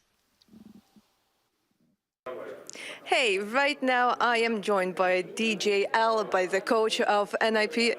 DJL, it's a pleasure to get to talk to you. It's going to be like a really short interview. I just want to know how you guys actually feel about EPL, because they're kind of like in a limbo, you know, like Device took a break. So you're kind of like a full team, but you're still playing with a substitute, even though you're showing good results. How do you feel about EPL right now? I mean, at least for the last tournament, I feel it's like a bit of a roller coaster. We've had some issues with ears and like all different kind of stuff with Corona and stuff, but I feel like this tournament we actually didn't have any issues at all. So, I mean, hopefully it will be better. But yeah, I mean, it has been like a roller coaster for sure. Yeah, it definitely is a roller coaster, especially for like a lot of teams. But when it comes to NIP, we know that when it comes to your city side, you usually have like no problems, especially if we're talking about Inferno. When it comes to the T side, sometimes like things might not go so smooth. What did you personally do like to improve your team's maybe approach towards like the attacking side? Like we have focused a lot on T sides, especially when I joined. So I think it's gone much better, and we're still improving. When it comes to NIP, we know that when it comes to your city side, you usually have like no problems, especially if we're talking about Inferno. Yeah, when it comes to it will get better for sure. So we'll see a better T side today. Definitely. Definitely. Thank you very much, Jill. Thank you. DGL, they're using the word roller coaster. Do you think that's an accurate description of the NIP journey at the moment, Alan? I think potentially. I think when we first saw this kind of new look lineup, especially when they brought in Device, we thought this team is really exciting. They've got some great new young players. Got Device in to kind of round it out, great experience. But since then, and obviously with Device stepping back and bringing in Fozy, for me, the team has just been a little bit lifeless. Where are the players? Who are we looking at? Who is bringing the sex appeal on NIP, Maui? I would actually have to back down from some statements I made earlier this year that I think Rez is a guy that people have to look out for right now. They're improving their offensive acumen with DJL. The way that he is just converting some T-side rounds, it's very creative. It's a lot better. Heku said in the interview, one of their problems in the past was their offense. It was bad. They had frequently, in big tournaments, some of the worst T-side round win percentages consistently. And then at Katowice, they stepped it up. They started looking a little bit stronger. At Blast, they've stepped it up. DJL is actually helping this team immensely. I think he's putting Hampus a little bit in his place as a leader, because Hampus was a little bit too free-flowing for my taste. I like what he does as an individual, but as a leader, sometimes things got a little bit messy, and I think DJL is bringing a great sense of structure to this NIP lineup. Guys, we're very close to the veto. Can I get your closing thoughts on where you think this matchup might go? Alan, starting with you. I feel like NIP are much heavier favourites here than a lot of people realise. For those that were watching the RMR qualifiers, when they were playing with, you know, Pepsor and Regali, it was really all over the place. It was so hard for them to find any chemistry or any kind of team play really together. And especially now bringing in Poison. The point you made is you might as well have brought Regali and try and play like the academy team. But there's so many disparate parts here and so little practice time for them. I'm not sure what Fnatic can do against a team as experienced as NIP. Yeah, agreed with that. I really do think that it's going to probably be a NIP 2-0 almost no matter where the maps go on this one. I think that Fnatic are probably in a position where they're just in a rebuilding phase. That's a fair way I want to characterize this, whereas NIP, actually, at this point, I barely even call Fuzi a stand-in because he's played upwards of 5 events with them at this point. So I really think that this is definitely going to be an NIP-favored map, Vito, and an NIP-favored match. Yeah, okay, my 2 analysts, they're going with NIP. They're looking like the favorites going in. Now we can see we've got that veto up on screen. Guys, talk me through it.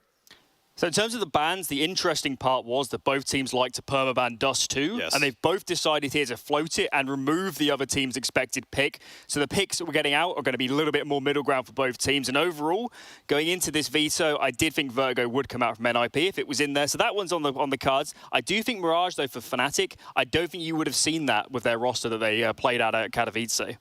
Yeah, this is a new look Fnatic, and so there's not too much history to go off of in terms of where their Mirage is probably at this point, but it's just a map that, simply speaking, it's not always too hard to just throw in some new players onto it, figure out some roles, and I'm really curious, when we go to Mirage, is Mezzi going to be playing a new spot? Because he was playing, B Anchor before, if I'm not mistaken, and that's kind of a banjo spot for Fnatic, for the side of, for this new kind of look lineup, and honestly, I think they're just going to be finding their footing. NIP, they still should be the favorites in this one to me. Yeah, certainly, and even on a Mirage, if Mezzi is not playing connector on the CT side, I would consider that actually a huge mistake, considering the players they have at their disposal. So going into this one, the spots alone should be an interesting kind of thing to focus on. Kicking things off on Mirage, we can see our 2 teams ready to go. I think both are looking focused, and I can't wait to see how it plays out. Alan, Maui, thank you so much for the breakdown. Everybody at home, you better be looking forward to this. It's NIP, it's Fnatic, final best of 3 of the day here on day 1. Let's have some fun. Hell yeah, fun will be had. You know, that's an order. NIP taking on Fnatic. I've had a coffee at 7 p.m. I'm ready to go. Hugo, you excited? Every day, Harry. Every day. It feels good to be back. And yeah, some scary situations for Fnatic right now, but I'm excited to see how they perform up against NIP, who certainly should be coming in swinging on this first map of Mirage. Got CT start for NIP. Fnatic going heavy in towards the A site. Plenty of utility to run and execute. Alex is going to get everything in and over from the jungle side. And NIP, trying to fight for the site, are going to get that quick info. Yeah, Restag does have this smoke, but I imagine that's going to be used once they get in, right? Try and cut down some of these angles, try to make it a little bit trickier. He's also got a kit. Rez, first point of contact. It's only going to be the first. Ooh, it's gone back and forth very, very quickly, though. Pepsor trying to get this bomb planted while Mezzi's watching over him, but it's awkward. Somehow he gets away with that, and it all ends up in a 1v1. Jeez, Mezzi with the swing, and it's 3 in the pistol to find that one for Fnatic. That little spin for Pepsor. He's doing pirouettes on the A site. Just full 360, wins the fight to the stairs push, and Mezzi, the man of the hour, the man of the moment, the man who needs to perform today if Fnatic were ever going to get their foot in this door, he comes in big with a 3K. So Fnatic with a pistol, and now NIP have to make that call. Going to go for the flat eco in the second. Just the P250, nothing much to it. So it should be a nice clean round for Fnatic, who are heavy on the rifles. Banjo looking to make some money. Obviously, we're pretty familiar with some of these Academy League players. It would have been cool to have Regali in this team over Poison, just for the logic of, oh, it's an Academy call. But regardless of that, Poison, definitely going to be an interesting talking point himself coming up later when we get that big green in his hands. It's been some time for Poison. Yeah, Poison being here, though, you know, focusing in on that is kind of exciting, you know? It might be one of these cases where you catch him at just the right time, right? Like, takes a bit of a blow with, you know, that old Complexity squad falling apart. You know, one of the kind of question marks was around Poison and what he was going to bring to the table after he had all that time out. We saw him looking good upon his return, right? But I think, you know, you might catch him kind of fired up, right? Looking to re-enter those upper echelons of CS. We've already got a literal direct comparison from that in JK JKS, right? Even Twist said in that recent interview with HLTV that, oh, he doesn't feel like JKS was utilized right. And clearly the mood in that Cold team was sour as all hell as players were dropping out. Conflict finally recovered. Then he gets picked up by Astralis. Like, people just moving over the place. So to see, you know, Poison maybe not have his career high while that team was dying, and see what JKS has done post that team, I think we have high expectations of Poison. He's a great player to just slot in here to the Fnatic team. But this anti-eco was nice and clean, 2-0 for Fnatic, and now we have the bye for the Ninjas. Yeah, it ends exactly how it's meant to, really, right? Nice little clean round, get that one past the keeper, make it quick, make it clean, make some money, everyone's happy. But now we're going to have that AWP brought into play for NIP, and Hampus is actually the man donning it. Yeah. Not even based off of Spawn in this situation, right? Not crazy to imagine a world where Hampus brings an AWP into play, but him donning it first, it's largely just because he had the money to get a glass cannon, right? Kind of a product of the economy. Little B-rush, though. They're already up and past the Molotov, and oh no, Plopsky trapped in the corner by the utility. Now Hampus's AWP is knocked out of the round as well. Banjo, lovely start to this B hit. Lovely start to this first rifle round that NIP tried to don, and Banjo continues to pull at their strings, to steal them away, even getting the AWP out of there as well. Oh, careful with the boost, but Estag can't see a thing, and he's looking to grab the AWP and skedaddle. I thought they got it, but it must have been shot out the door. That smoke's fading. Estag, you're on a timer, mate. Got to move back, almost the collat, and Pepsel will pick him up. Free AWP for Fnatic. They'll take it every day of the week, and Rez will have to run with the gun. Nice round from Banjo, though. Those flashes from Poison were nasty, man. Completely blinded, solo B player for NiP. It's a nice little read, a nice little call out of the gates for Alex. Let's talk Banjo then. Yeah, let's home in on him, right? Because obviously you and me got to watch a good chunk of these academy teams. Banjo was one of the more recent additions to Fnatic Rising. I think he made his real debut in Season 3 of the Academy League. And he was one of the bright sparks of that Fnatic Rising team. You know, it was a pretty sour season for them as a whole, right? And it's kind of been that way for a while. Banjo, though, was someone who it was very, very cool to watch him come in and look so good from the offset. So, you know, this is a big opportunity, and I can imagine, much like we saw with guys like JDC at IEM Katowice, when he subbed in for Maus, you know, you want to seize these opportunities. Yeah. You want to show that you've got what it takes to play at the top level. So I am very excited to keep our eye on Banjo as this carries on. He's already had a great start. Yeah, not to run it into the ground like 4 rounds in, but we've already seen the effect of Monacy. And even Fuzi, who, as Maui said, like at this point, you know, while maybe technically a stand-in, he's played enough events with this team to feel comfortable in the roster. But all from the same place, and all with the same goal of moving up a tier, moving up a roster. Let's see if Fnatic can get rid of these pistols. It's just Rez with a rifle on Catwalk. NiP leaning heavy B, conceding the A site, but no retakes will happen in this round with no kit and only 2 smokes. Alex is getting gifted some utility. Can do a little late mid exec. That's a window smoke. Help Pepsor get up Con for free. He's going to smoke the top of it. It's all looking sort of B-ish right now to NiP. They're scared of the Catwalk. Rez isn't going to have to move, but he will get his kill. That's a big frag. A gun now gifted to Hampus, who can jump out window and grab it as Fnatic take over that A site. Suddenly, you're looking at this round, and you have nothing to lose on NIP. Yeah, no, those are often the scariest rounds to try and deal with, right? Estag waiting with bated breath with this picked up AK over in Con. Could have the round in the palm of his hands here. He's also got a triple CT peek that's good to just swing out. And oh no, Rez makes contact first. That's the M4 taken out of the round. Mezzi, lovely stuff on that Palace peak. They can't quite get past Plopsky, and it's left a 3-on-3 open. Do you want to give this a go, NIP?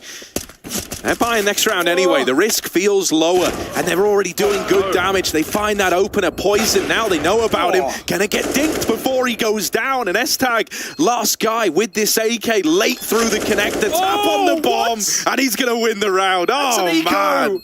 That's an eco, Harry. That's not supposed to happen.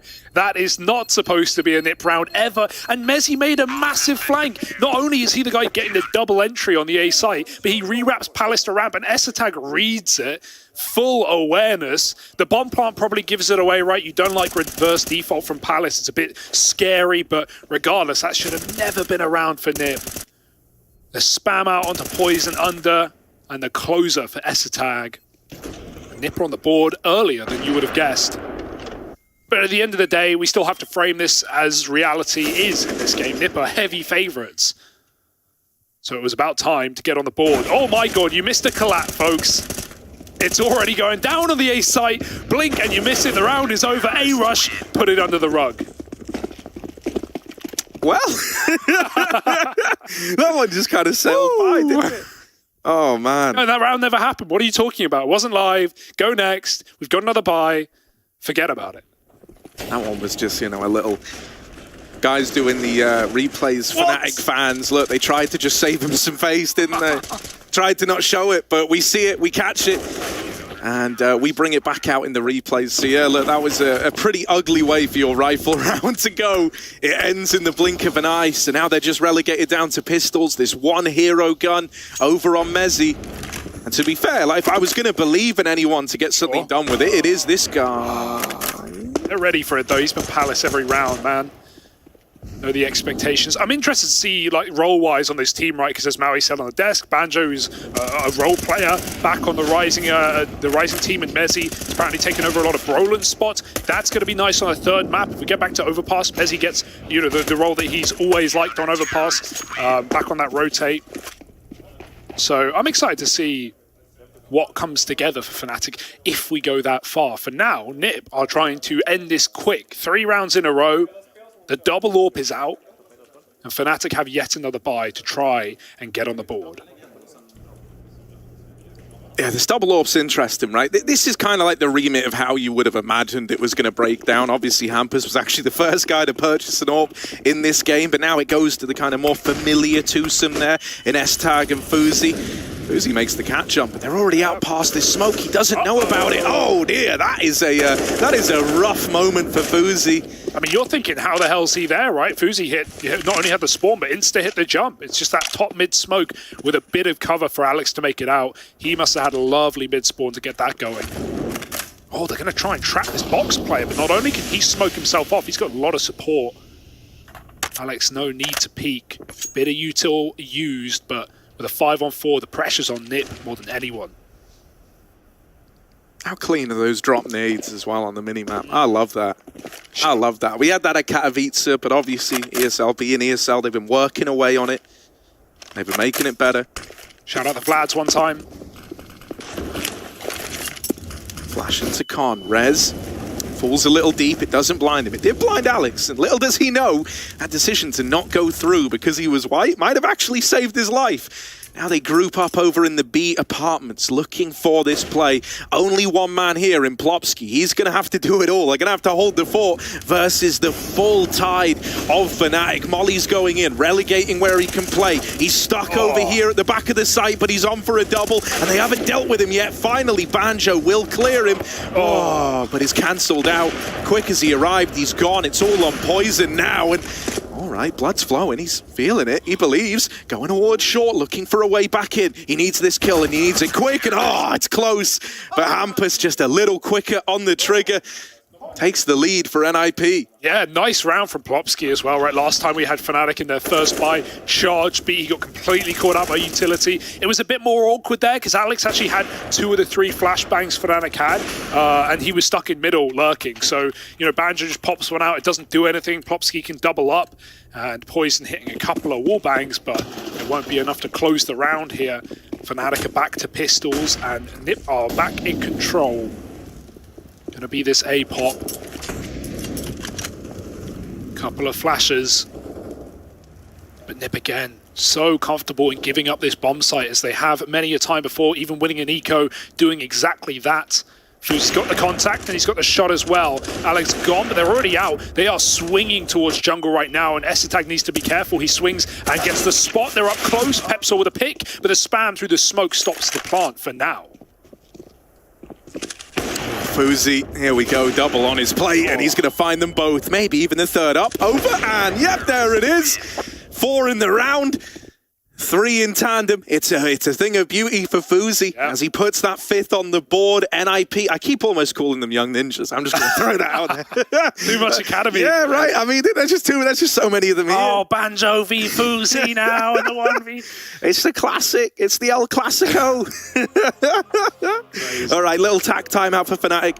I think appropriately timed as well. Going to try and figure out how they can put a stop to this resurgence on the side of NIP.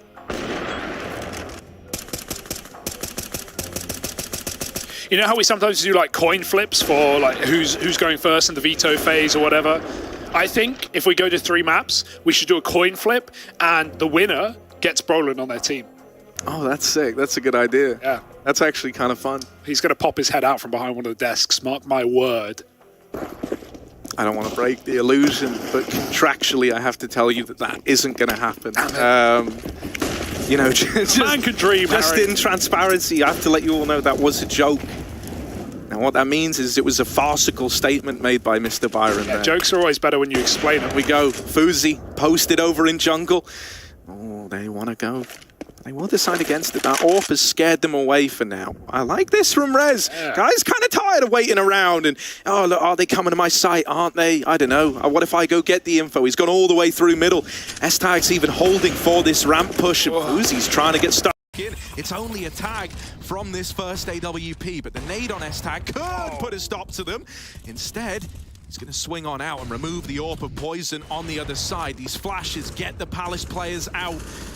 Alex is now deep and Pepsor's found an opener. They were not ready for Alex over at bench, but there's still this flank. Remember Rez? Remember how we spoke about him like 30 seconds ago? Oh, well, guess what? Here he is, and he's going to win the whole damn round. He's delaying it as long as he can. Deals with the first man, makes it a double. Rez on a tear. 1 HP for Alex and Rez.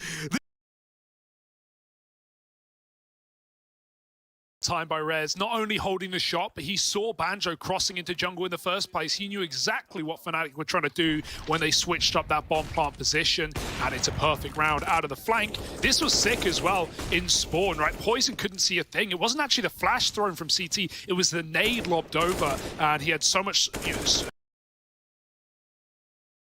either he couldn't see that CT repeat. The orbs right now are popping off the nip, and throw in Rez as well. You've got a banquet on this CT side.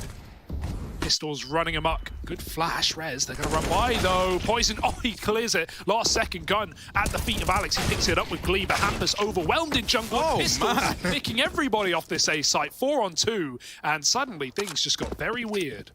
That was a real observer curse just there. They're a lot rarer, but it felt like every POV we got to just got 1-deeped immediately. Oh, man. It's a rare sight, the old observer curse, but we love it when we get it. This is a D-ground win, though, Fnatic. I mean, you know, they had nothing to lose. We often say these rounds are notoriously hard to get over the line. They're meant to be the easiest, and it's having that expectation of yourself that can sometimes lead to things getting a little bit scary. One Fnatic rounds right now are these faster plays. It's these changes of pace. Think, obviously, the pistol and conversion was one thing, but first gun round, it was a full 5-man B rush, and Plopsky was solo B. He got whited in Edward and just overwhelmed. That was the round. And right there, pistol pop into con, good flashbangs through smokes. Fnatic's pacey rounds have been their best. When they slow it down, when Nip get flanks in, when they play retakes, that's when Nip have come out on top. So obviously a lot harder to run those rounds when you've got guns. But let's see what Alex wants to put together here. Double orb still continues. Poison's got his. And he will be going middle into one of them. Fuzi, you couldn't even see him there, but he can see you through the lip of the smoke. Picks Pepsor. Fnatic back to the drawing board in mid.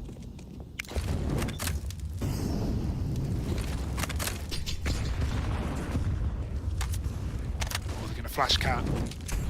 Mate, they're coming in. They're going through. They're not waiting for that molly. Oh my god! Poison! Oh man! Oh man! He takes out his knife at the worst possible moment. Oh dear, and now this short play is getting melted. There was definitely opportunities here for Fnatic, but it's gone so wrong so quickly. I think they really thought that they'd found a bigger gap than they had there. That's what it looked like. I mean, they found the gap. And Poison, he went for nades. He was trying to lob something, maybe flashes apps players out, I don't know what, but you know, both Nip players who pulled back off of that cat molly, no one was looking there. Poison has his AWP out, no way he misses that first shot. And then it can snowball out of control. It can just be a domino on the B bomb site. Fnatic probably win it, but dear oh dear, it's all about that first kill and it doesn't come through, not for Fnatic. Good start for Fuzi as well. Holding strong, he's been all over the place, making cat jumps, playing CT boxes now in window. And yeah, Blobsky, aside from that one failed B round where he was solo, he has been stellar at locking down these rushes right now. There's not a weak link on NIP.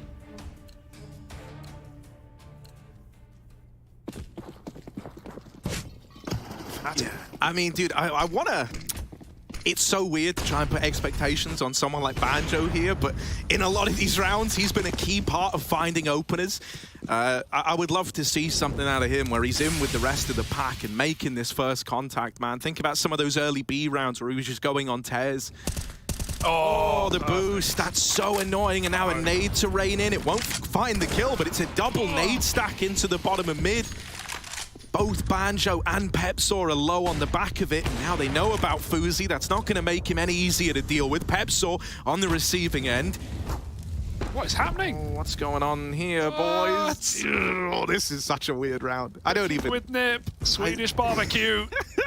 They do get the boost back up, though. Again, you've got to be super careful with this open bomb plant. Nip have denied it before from short side. There's an attempt. Will it be successful? Banjo moves out at the right time, just dodging the shots. But now it's a CT stick, and Mezzi, he can't really cover this. If S-Tag went for that fight, he would have won it. And missed shot from both AWPers. Things are getting weird yet again, but the retake is on. This is such an odd round. Both teams have had so many opportunities to just put a stop to it. And there's been so much weirdness going on in amidst this. It's all culminated in this retake. That nade could be beautiful. Yeah. Banjo never even saw it coming. And now just Poison and Mezzi. They've still got time on their side, but it's quickly turning against them. Mezzi's got to win this one from ramp all alone. With the swing, he's dead right away. Hampus going to remove him. And with a kit on Fuzi, this round's safe. It's locked in. It's 8 on the board. They take their time amassing that 4-on-3 retake. But once they get their pieces in place, it goes flawlessly. Yeah, Hampus is such an anti-AWP right now. Every time Poison's playing shotgun AWP against him, he's just getting wide swung and dealt with. Insta-dink. Nice stuff. And yeah, this guy gets wild on those T sides as well. So I'm sure in a game like this, we're going to see some oomph out of NIP's second half. Right now, 8-4, certainly nothing going wrong for Nip.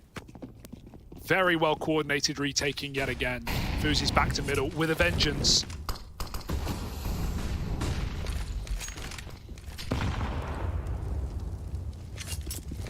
Finally, it's only Alex here. He's got support from Pepsaw coming lower, but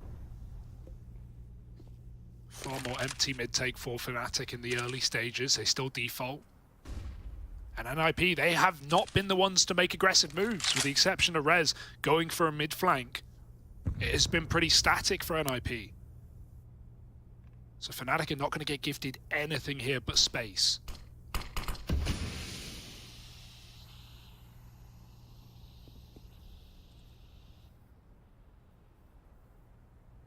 What are they going to do with all this room, though, right? Yeah, they've got mid. Now they need to choose their avenue, choose their fighter. And it looks like they're going to put a lot of faith in Mezzi coming in on this little Palace wrap late in the round. Hampus, looks like he wants to swing middle. We'll decide against it now. Oh, okay, Poison. Good nade, though. Right, yeah, back sucks. They're on the line. They're giving you a ring. Poison flashing over, setting up his teammates. Rez gonna find that first underneath Palace. In with a double before he's dealt with, and S-Tag is scoped for this late swing out of Palace. Ready for Mezzi. He kind of said this earlier on. He's been doing it so consistently in these A plays that NIP, they just feel ready for it. They're saving. Are they so scared of the short side? Alex is going back. I mean, he can still recommit, but not with Poison dead. And now Alex, I mean, he is trapped. 10 seconds. They can throw themselves into the fire right now. And, ooh. Is he just going to try and fight for his life, get a couple of kills? None available as S-Tag shuts him out with the AWP. And while Fuzi's been the guy at the front of all these fights, often picking first mid, making these audacious plays, S-Tag's just been a rock, man, in CT spawn. He's not let anyone through. It's been a real problem. And you can see the not even conditioning, but just in the back of Fnatic's mind, every time they try and plant A, they're getting killed from short, or at least shot at. So the one time that Nip aren't short, they're triple CT in jungle, Fnatic don't stick it because they're scared. Nip are in their heads and it's rent-free, baby. Yeah, you know, man, I think it's a little bit worrisome because Alex is very, very clearly bearing a... oh, hang on. These D grounds, I actually need to give him the full respect. What's he bearing? Fruit, children? Right now, man. Forget about theirs. We're going bullish on Fnatic in this one, right? Rez. Oh, I love that you tried it. All right, lad. That's a pro league peak right there, we call it. It's very labored, isn't it? Like, he gets the kill, but it doesn't leave you comfortable. He's still very, very low. This could still get weird. Poison's now deked Rez out of the round. They learn about the Catman. They're going to go back for him. But 9 lives on Hampus over on the short side, and now attention garnered for Mezzi over in Palace. This one might just sail on by. Unless Pepsor's wrap through the B site can somehow come in with some big redeeming space getting created, he might find the timing. Oh, CT player just checked this, and they also just looked at it from the murder hole, so his timing's perfect. Pepsor, this could be the round. This could be the moment. They don't know about him playing the trigger. Oh, no! Oski turned. He thought he was going to get seen. He thought wrong. And where's Mezzi? Is it in the Palace? Probably. Nip will deal with him. Survey says yes. Palace. Right. Oh, dear. Yeah, that's NIP getting back on top of that one. You know, they do well to manage that. The point I was going to make about Alex, you can tell he's having a bit of a rough time, and I'm just assuming this is what happens when you have to adjust so quickly to having so many new faces in the team. Yeah, someone called Carrigan. Yeah, you know, there are some IGLs who definitely can, but Alex has always struck me as someone who gets better with time, like a wine or cheese, but not all cheese. Yeah, some cheese gets pretty bad after time, actually. Go pretty it's bad. all about the storage, Harry. Yeah, that's true. And right now, you know, Alex is like a block of cheddar that's been like left near a radiator, right? Like, it's just not the prime position for him to be in. It's got to be very hard. You know, in a sense, you have to really feel. We were talking about this earlier. Really feel for players like Mezzi and Alex, who, you know, think about their previous venture, Cloud9, didn't really go too well, did it? Mezzi was at times a pretty hard carry on that roster as well, alongside Floppy. So, you know, now stuck with all these roster changes as well. It's nothing new for Poison, as we've already discussed, but it's still pretty rough. 10-4. Can Fnatic find some breathing room? A 5th at the end of the half. Triple Palace play. I love this. With Mezzi going first, they might discount it after they kill him. Do they kill him? Is the question. Banjo's gone instead. Mezzi moving out, knows he has S-Attack here in spawn, but Fuzi's shown the other orb. Alex, beautiful timing as the team flash hits. He still takes that kill, and Poison stops the Catman, so Fnatic can plan for a change. This is looking like a route to a round, a 5th perhaps, an S-Attack. They know where he is. They just need to look up. Oh, Mezzi does it. And that is it for Fnatic. 5 rounds at the end of the half, and things are feeling fine.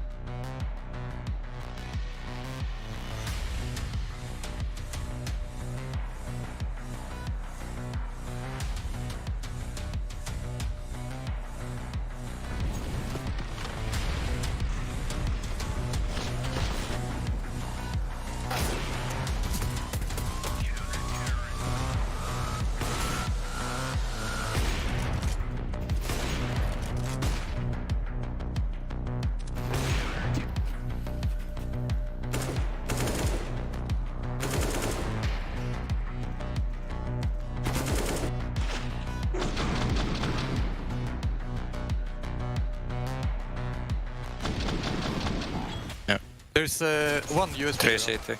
2 more. One. I'm leaving. It's one more. See last one more. Come here. Where is he? Watch out up here. He's just hiding. Who is it? Hampus. Watch out, like Palace. Yeah, nice. I don't want to say Alex, but the last guy that was barking our team got kicked.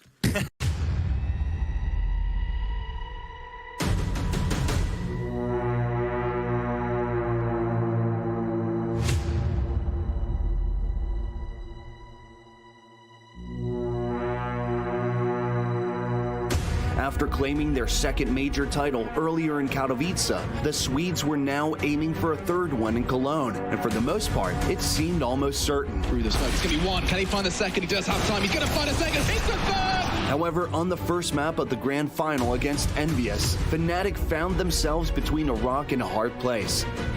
Time was running out, but in their time of need, Krim stood up to the challenge and opened his team a path to victory. You saw MBK, he's going full on. He's just ready to pounce on through, and why would they slow down? There's the flash, that's going to catch Krims out. They're going to push on through. MBK gets one, but Krims with a spray down. He gets himself the triple, and Fnatic are not done yet. Can you believe it?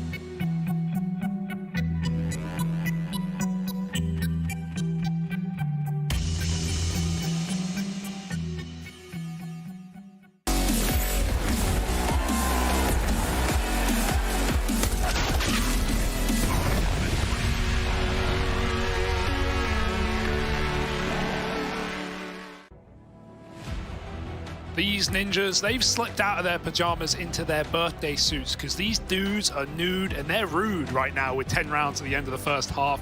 Locking it down on the CT side of Mirage is Fnatic's map pick, keep that in mind. And so they need a pistol round to pick things up as we go back in. Welcome back, it's Pro League Season 15. We're happy to be here in Dusseldorf, Germany. And we've got some lovely Counter-Strike for 5 weeks straight, Harry. Feels good, man. It really does, doesn't it? Oh, man. It's always good. It's always lovely right at the start of a Pro League. Everyone's feeling fresh and ready for CS every day. Oh, man. I'm loving it. And NIP, they're loving it too, right? You kind of set it up with your very interesting opener. Yeah, it's a working theory. They're having a whale of a time right now, aren't they? Yeah, slinging it around. Slapping Fnatic in the face. And then just a painful pistol. A waitathon.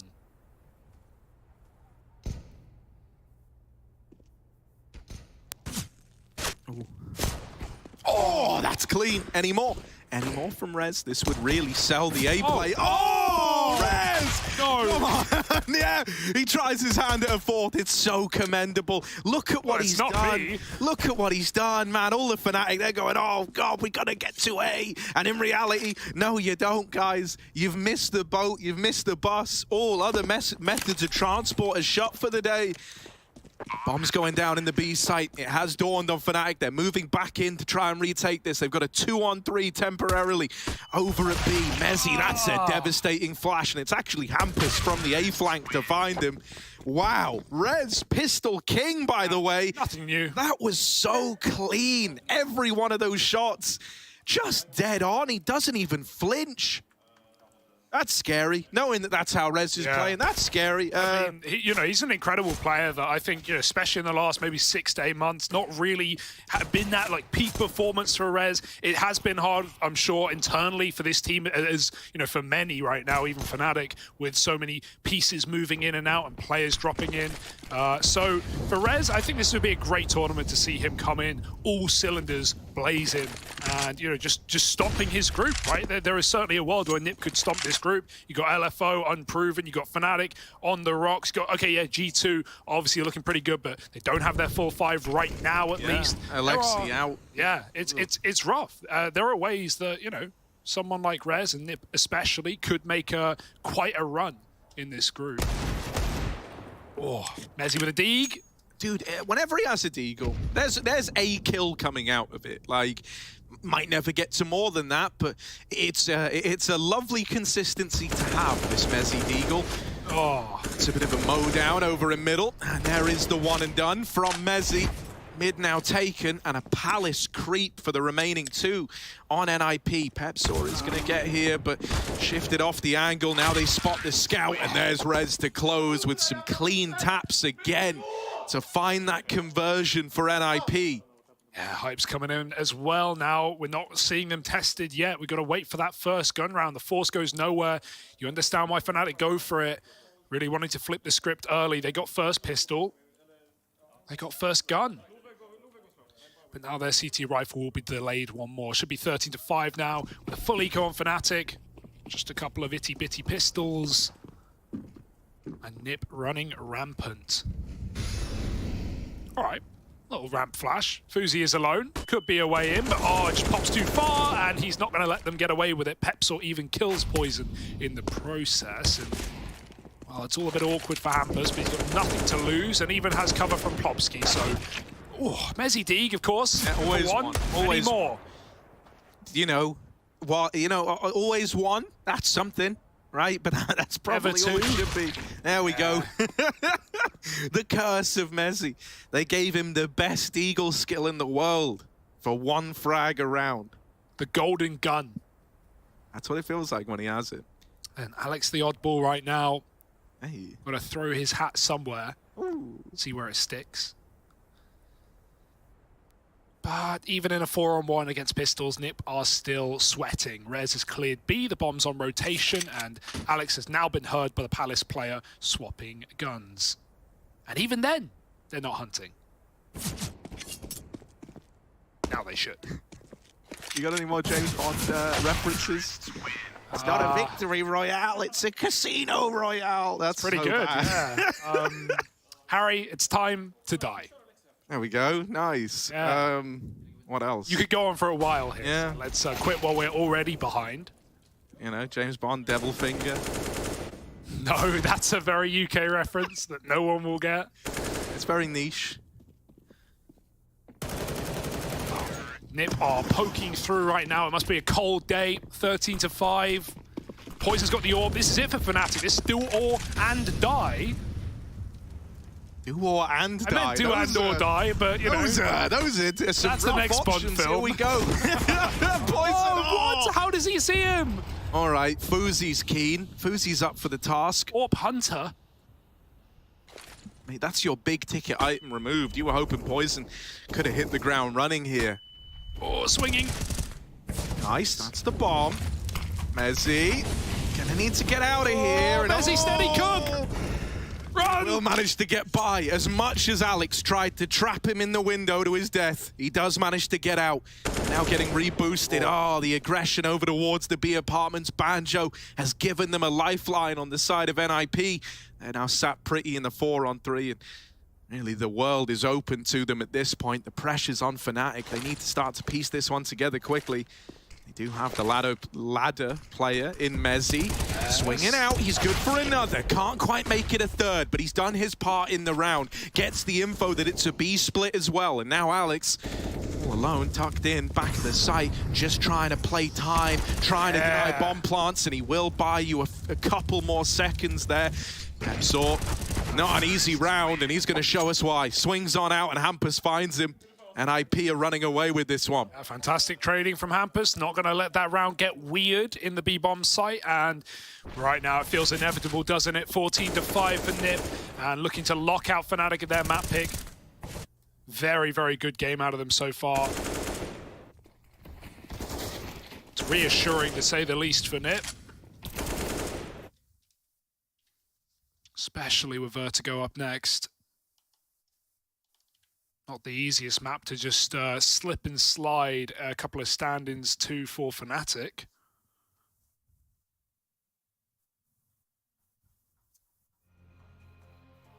And so they cobble together a buy. It's going to be broken, folks. It's going to be bad. Couple of M4s, FAMAS, SMG. This is not a pretty Fnatic right now. It was never meant to be.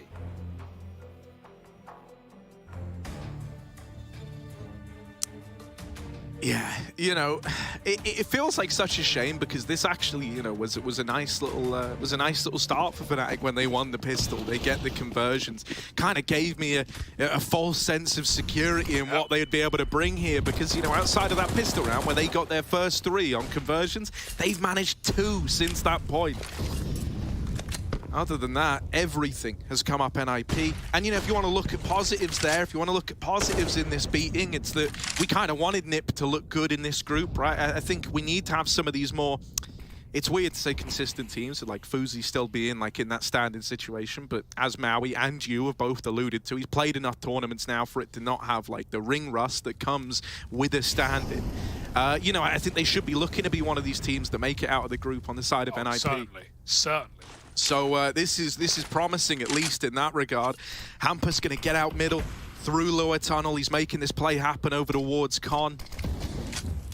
Lurking Palace as well. This is looking destined to be one of these A splits. Yeah, no one has any idea. Pepsol's got a lovely position, but even if they get out of Con and try and cross in, like he can't do much with an MP9 here. Fuzi's going to try and find him on a late play out through ramp, and Pepsol, oh, it's, you know, it's a powerful position. It's the best one he could have, but it still might not be enough to save this round. Orb is too easy for Fuzi. Poison gets overwhelmed as they push through Con, and this might be the beginning of the end. 5-on-2, Rotate's getting cut down, and Nip are already starting to hunt. They know what's up, and so does Mezzi. Clean shot for Hampus. And Banjo delaying the inevitable here for us. 15-5. Nip are back, baby.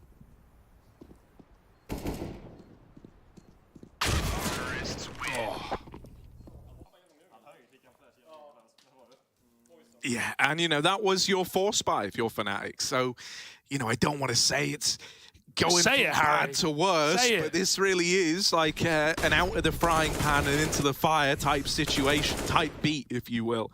Yeah, they're going to have even less to work with in this round, and this time it's up against 15. So NIP, really, this is the easiest they're ever going to have it, to just close this game out, never even worry about a comeback, actually kind of just demolish Fnatic. Yeah. You don't, it's funny as well, you don't actually get stomps that much anymore in Counter-Strike, especially at the top level. Like, you know, more often than not, games will long out. We see teams like VP and Gambit are so good at that. And you know, I feel like maybe 6 or 7 seasons ago at Pro League, we would have these games pretty often where one team just beats on another. But nowadays, with the way the money works and with how every team is so prepped, oh god, has so many strong individuals, I feel like we get way more competitive games. And so this is a statement for NIP right now if they can keep it clean. Man down from Poison.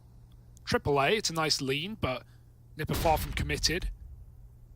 They will be bringing the bomb right into the palm of Fnatic's hand, though. And Pepsol, as soon as he gets spotted, he can drop this smoke. So right now, things are looking very good for Fnatic in this round, at least.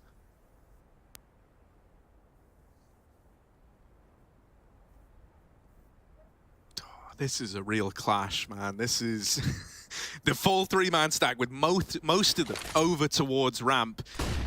Flash is too shallow. Pepsol, they're going to come through that, but they're not respecting it. And oh man, Rez finds the openers again. It's like a replay of the pistol. Same level of cleanness from Rez, but different positions, different stakes. And with that double opener, he's likely won NIP this game. Just Banjo and Mezzi left. They're both coming in through CT, and I think reality's probably setting in now. Rez, oh, it's so clean. It's so gross at the same time. And now only Mezzi left to do the honorable thing, which is to die. NIP gonna go a map up to open this series. And now, I mean, with their map pick locked and loaded, waiting in the wings, things are only gonna get sweeter for NIP.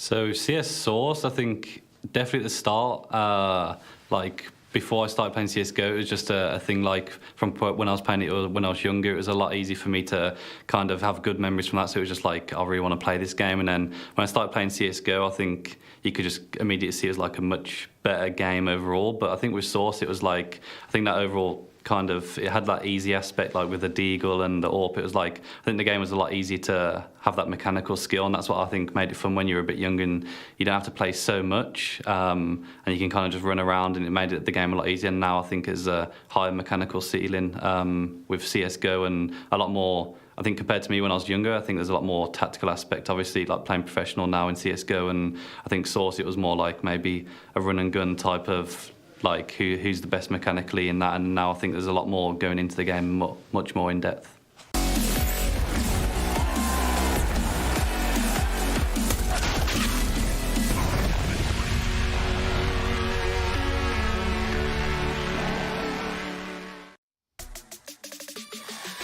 Mezzi there talking about the mechanics of CS Source, how they compare to CSGO.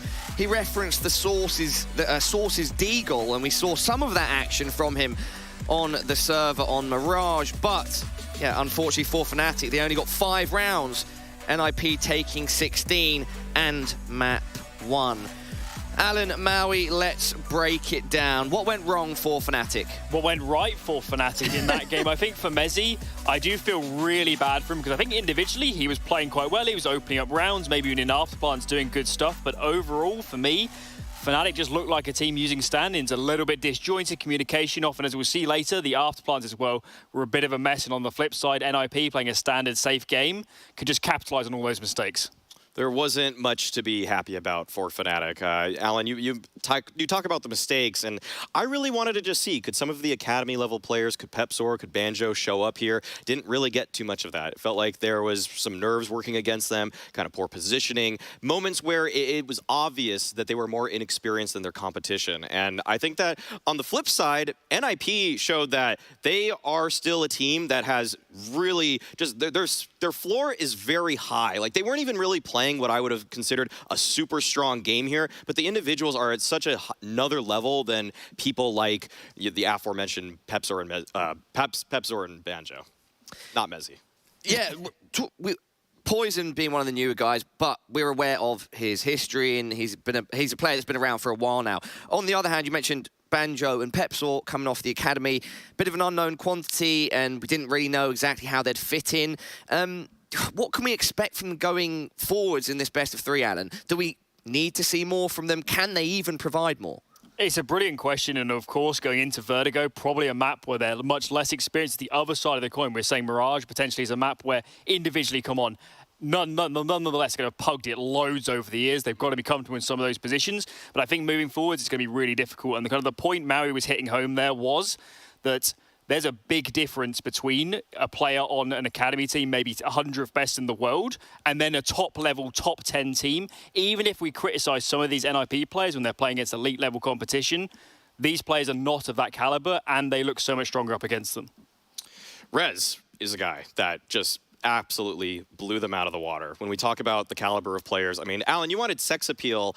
Rez had me, I was getting a little hot and sweaty. I mean, there's nothing that brings me more joy than just a guy noob stomping people on Mirage. It's one of the simple pleasures in Counter-Strike, seeing a guy who is so skilled just running amok in the server. And comparing him to Mezzi, I want to give a little shout out to Mezzi. Every time this guy had a Deagle, it was like he had a 1-bullet op. 1 kill, dead, every single time. So props to Mezzi. He's showing that he is the star player right now for Fnatic.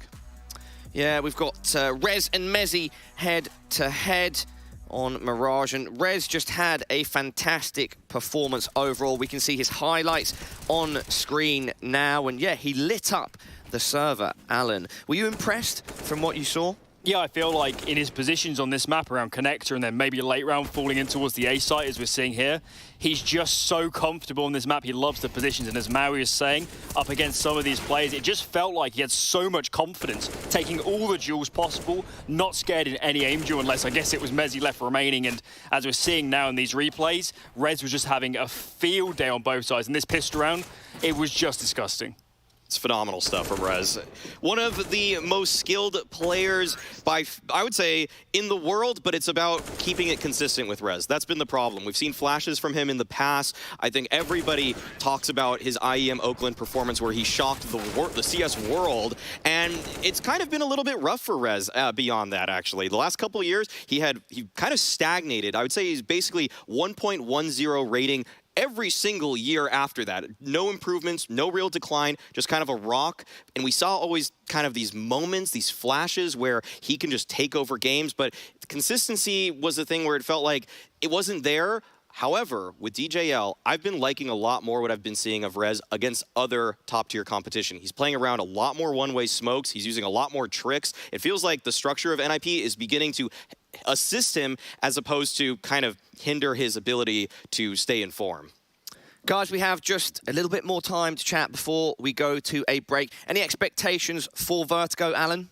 I feel like this is going to be so difficult for Fnatic. It has to be said, though, for NIP, Virgo was their permaban before DGL came in, so that alone is a big change-up, moving away from that Dust 2 permaban. He was saying, why don't we play Vertigo? You guys used to like it. Why can't we compete on it? And it speaks volumes that now, only 2 events into playing this map, they're now confident to pick into it against another team. Yeah, this is going to be really interesting to see, and I really want to focus on, I want to see, again, can the Academy players for Fnatic deliver in this sense? Because Banjo was a really solid B anchor before for the Academy team. I want to see if he can hold up against some of the new execs that NIP has to offer. All right, well, time will tell, and that is what is up next. It's Vertigo, NIP versus Fnatic. Everybody at home, do not go anywhere.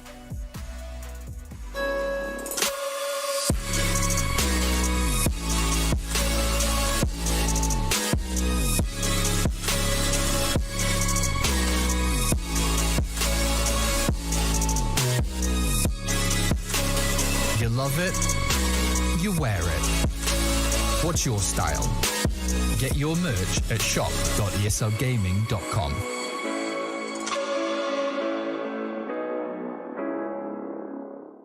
Choose nades, choose a smoke, choose a flashbang. Choose team badges to support your favourite CSGO team. Choose an ESEA Premium membership. Choose routes you know bring in wins. Choose pro video tips. Choose the fan club wars. Choose behind the scenes content. Choose good grades. Choose guns you know you can shoot right. Choose bingo. Choose the equipment you know is going to get your team the win thanks to heat maps. Choose the CSGO Hub Premium. The complete package to help you and your squad achieve all your CSGO goals. What's going on, guys? I'm here with Hampus and Plopsky of NIP, and it's time for some hard-hitting journalism. Guys, we've got Rez and Esatag in the other room, and I need 2 questions for each of them. Tell me about Esatag. We should do something with Tet. Tet, yeah. What's Tet? I don't know, like he started, he was like, one Tet. When we were playing, he started saying, and then someone is Tet. Yeah, Tet means close in Danish, apparently. What is Tet, and why do you keep saying it? Yeah, that's very good. That's very good. All right, one more for Esatag, guys. Only been with him for 2 weeks, 3 weeks. Just say Patrick's a weirdo. All right, moving on to Rez. He hates when people touches his share or like does anything with his share. He even like one time, like I moved it a little bit and he said he wanted to hit me. Oh my god! Yeah. But it's when he's playing Rocket League. When he's playing Rocket League, his share stance is very important when he's playing Rocket League. Okay, why is this so important when it comes to Rocket League? Just throw forget about CS, right? Yeah, that's very nice. That's very nice. All right, now we need one more for Rez. One more, yeah. You guys ever shared a room before? No. Would you like to share a room with him? Yeah, sure. Okay. All right, guys. 2 questions for Esatag, 2 questions for Rez. You happy with them? Yeah. Very nice. Very nice. Let's do this. Boom.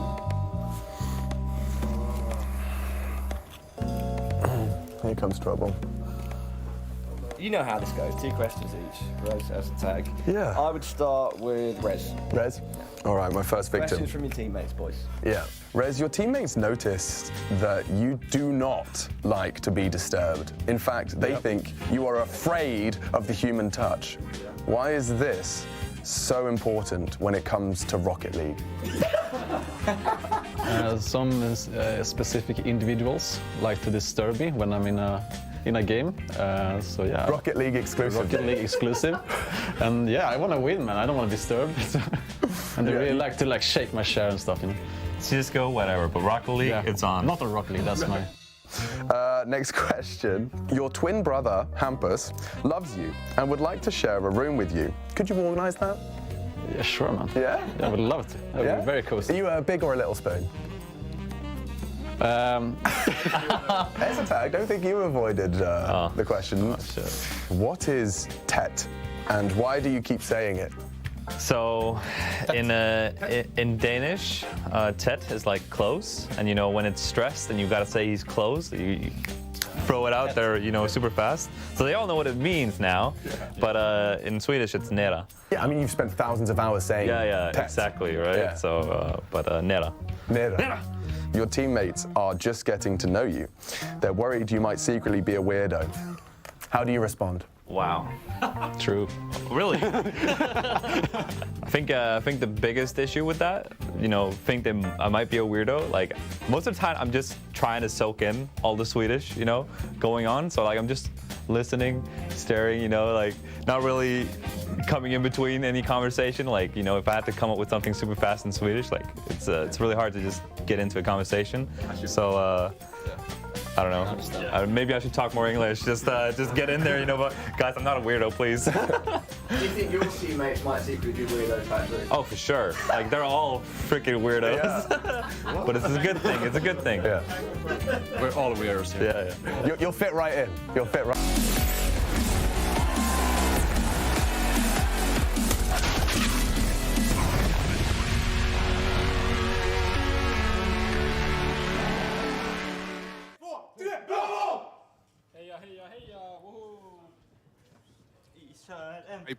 They look so ready. They look tuned in, and I do love those little hard-hitting journalism, you know, segments. Yep. Those are great. We had to endure one ourselves back with Parla and Alex. Talking about the Ant, talking about, you know, how you're, I think it was, what, 8th in line to the throne, technically? Yeah, technically. I mean, 7th soon, but I'll talk about that one later. I don't want to release everything. But either way, Harry, we got Nip Fnatic. We got map 2. It's Vertigo coming right down the barrel. Obviously, if you were here for the first, you just saw Nip absolutely trounce Fnatic on Mirage. So it's only going to get harder, you would presume. But let's see. Let's find out. Fnatic looking cool, looking collected. And Nip looking hyped. That's what we like to see. Yeah, you know, it certainly bodes well with how Mirage went. It was very, very one-sided. It kind of goes without saying. NIP now moving on to a bit of a tried-tested classic for them in Vertigo. This is one where, you know, I think they could expect to just run away with it again. But let's see if Fnatic and this cobbled-together squad can offer up some resistance here. Banjo already tagged, and oh man, triple face over towards the top of ramp. Hampus on the receiving end, and Messi's there to find another. That's going to trigger a bit of a response here, getting into B, moving in quickly. Pepsaw having to concede, and he does get chased down. Fuzi finding that opener in the head-to-head. Oh, tag. I won't tell anyone if you don't worry. Misses that big old spam over in middle, but does live to tell the tale, and just his presence in mid is nuisance enough.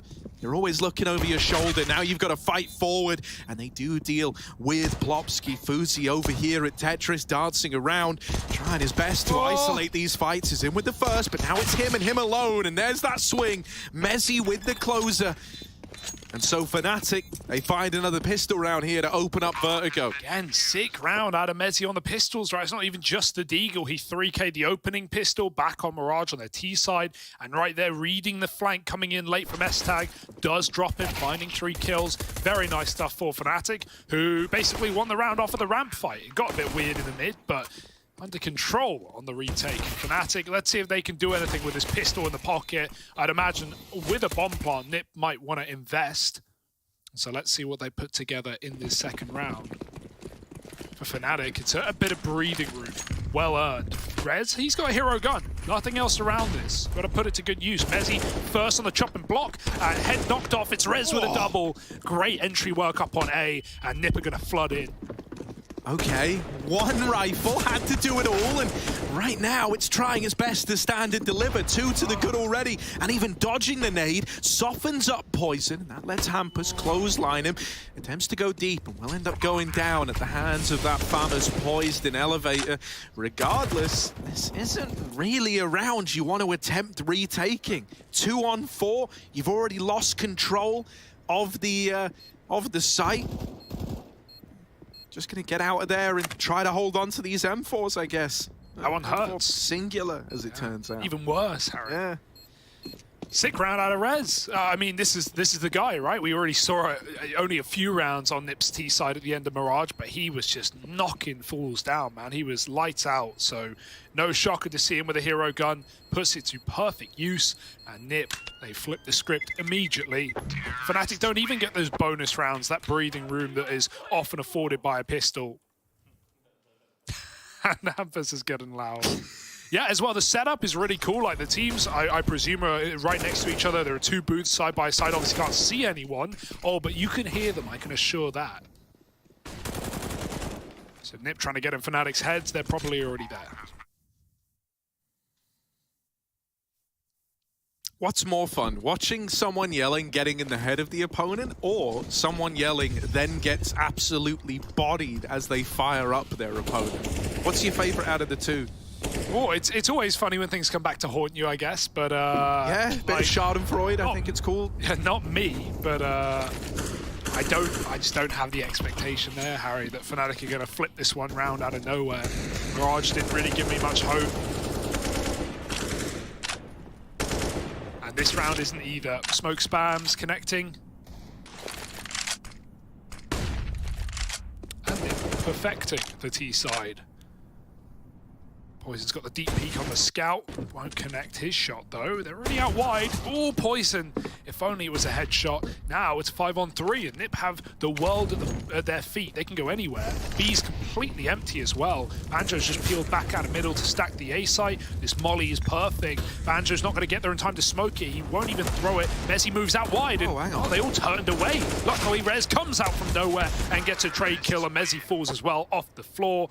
Down 50 stories.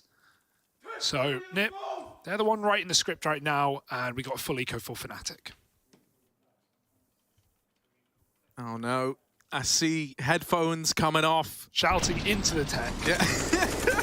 Can't talk in a tech, you can shout at your opponent. Right at the end of the round, yeah. And then you call the tech force. Tactical move, that's what we know. You've got to appreciate, the brains on NIP there for figuring that one out. Right, guys, if you want to say anything, if you want to get in their heads, you've got about 3 seconds, then we're calling the tech. Rez's screen died mid-round, and wait, what? I don't know how he's still got, he still got a double, I think, but take it. I guess it died after he got the kills. Oh yeah, it just died and then it went off. And Poison, and then came back on rather. Poison requested a 60 hertz monitor for Rez. Is that how you nerf it? I think that's that's actually a good tactical outplay from Poison. It's like the Mario Kart effect, Better players have to play with, 40 hertz, 30 hertz. How low can we go? Maybe less hertz is better. Oh. Right? Because we've all felt the buttery smoothness of, I say we all have. If you haven't, you're missing out. Yeah. But we've all felt the smoothness that, 240 hertz brings. Hard to go back. It is hard to go back. But what if you went really back? What if you go all the way back to basics? Stone Age. 5 hertz monitor. Yeah, I don't think that'll work. Because then there's less pixels. It's like looking at a series of photographs, That's like why with crime scene investigations, they take a still frame of someone as opposed to just having the video, right? Hugo, I'm making a good case for you. You've lost me here. Because it's easy to identify. I don't think it's about movement changes or anything in crime investigations. You ever been investigated for a crime, Hugo? No, not yet. Got away with all of them. Oh, that's good. That's good. The key is you leave no witnesses. Oh. Because you give them 5 hertz monitors and they can't recall a thing. Yeah, it just blows their mind. It's too much or too little, I guess. Right, so they've bought out all the stops for Rez. They've given him a new PC, new monitor, you name it, he's got it. For him.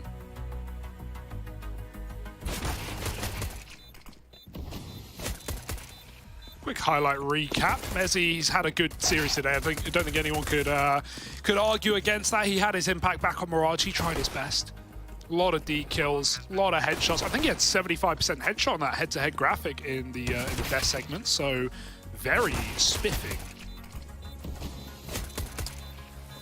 Yeah, you know, I kind of want to, you know, flipping it around and talking about Fnatic, I kind of want to see more out of Pepsor. Like, this guy was touted as the sub for this squad for a little while, you know, even back when he was in Fnatic Rising originally. So, you know, I was kind of expecting more. I felt like he was going to come in and show us a lot, and he's kind of been pretty underwhelming thus far. I can imagine this isn't ideal circumstances, but I want to see what he can do. Yeah, he was the first addition, right? Like, even before Fnatic Rising got built, when we talked about that first season of Academy League, it was the case of Fnatic were actually a roster that we didn't know until day one. Like, they didn't submit their roster until the day of the event, the morning of the event.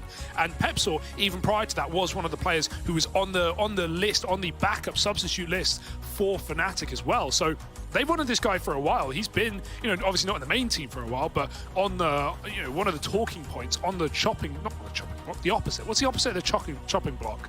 The spooning sphere. The spooning sphere. He's been on the spooning sphere for a while, and so yeah, I guess it's hard to focus on Pepsor when you're someone like Alex here, when you've got those other pieces of Poison who you've not played with before, other than a couple of qualifiers, and Banjo as well. Like, there's a lot of things going on inside this team, but that is certainly going to take away from Pepsor's performance.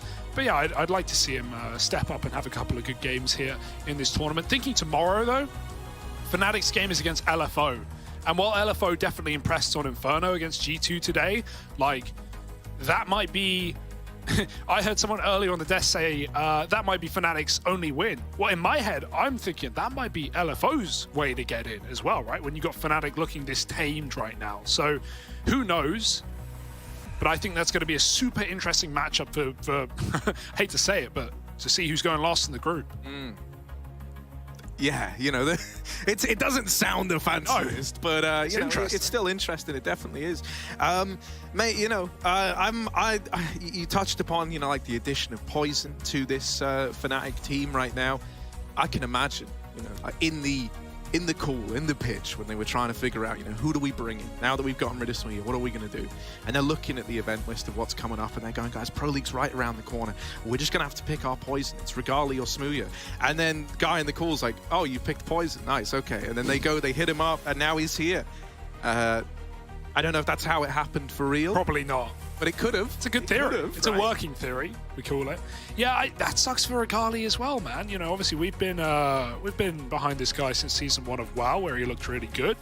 You know, fell off a little bit moving forward, but no, you know, no reason to doubt the guy's talent individually. Would have been cool to see him here as well. At the same time, Poison been sitting on, you know, the August bench for a while as well. There's a lot of AWPers that, you know, I think we've got our eyes on in 2022. What is going on here? What are we unpacking? Hello? What are they doing? Like earbuds? Come on, y'all can do it. Yeah. Oh, it's an added level of frustration. We all know how hard it is. He's got to undo the little cable tie things.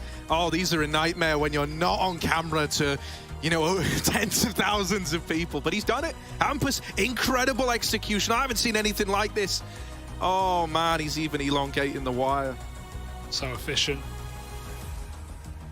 So bold. And hopefully soon we will continue just waiting on that final connection from REZ. Alex is having a good time. He's typed an entire novel in the chat. He's just selling ads. He's just still going. He's just still typing. And S-Tag's even saying, you know, what are you doing? Why are you typing so much? So, you know, that's not quite how he said it. They're really going in on this typing. But I think look like they're having fun. We all saw the clip at halftime last map, right? I think that's kind of how you have to approach this, right? You look at it and you go, okay, guys. Yeah, I don't think it could be like the most rousing speech. I don't think this is going to be up there as like the top 10, you know, like speeches from generals right before it all kicks off. But, you know, he goes, all right, boys, we're probably not going to win this, you know. It's very rough circumstances. But let's try to enjoy it. Let's try to grow as players, as a team. Let's try and make something happen and just have fun while we do it. Yeah. Because everyone sounds like they're having a good time. And if what I'm reading in chat is anything to go by, they are. Yeah. Or they're losing their minds. Those are actually the two options. Well, Nip are having a very good time, right? A dominant first map up, taking the lead back on Vertigo, winning that force buy with one gun. And here we go, folks. We're getting back in. Thank you for waiting. Your patience has paid off. As 2-1, we go back to Vertigo. We go back to a full eco for Fnatic. And the stomping grounds of Nip will continue.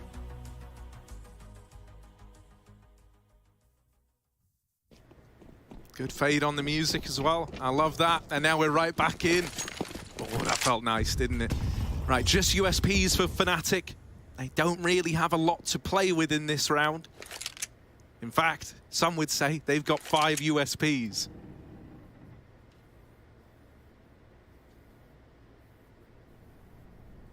And those sayers, they'd be right. They sneaked all the way over as well. Nip didn't hear anyone cross. That's why they're still being cautious.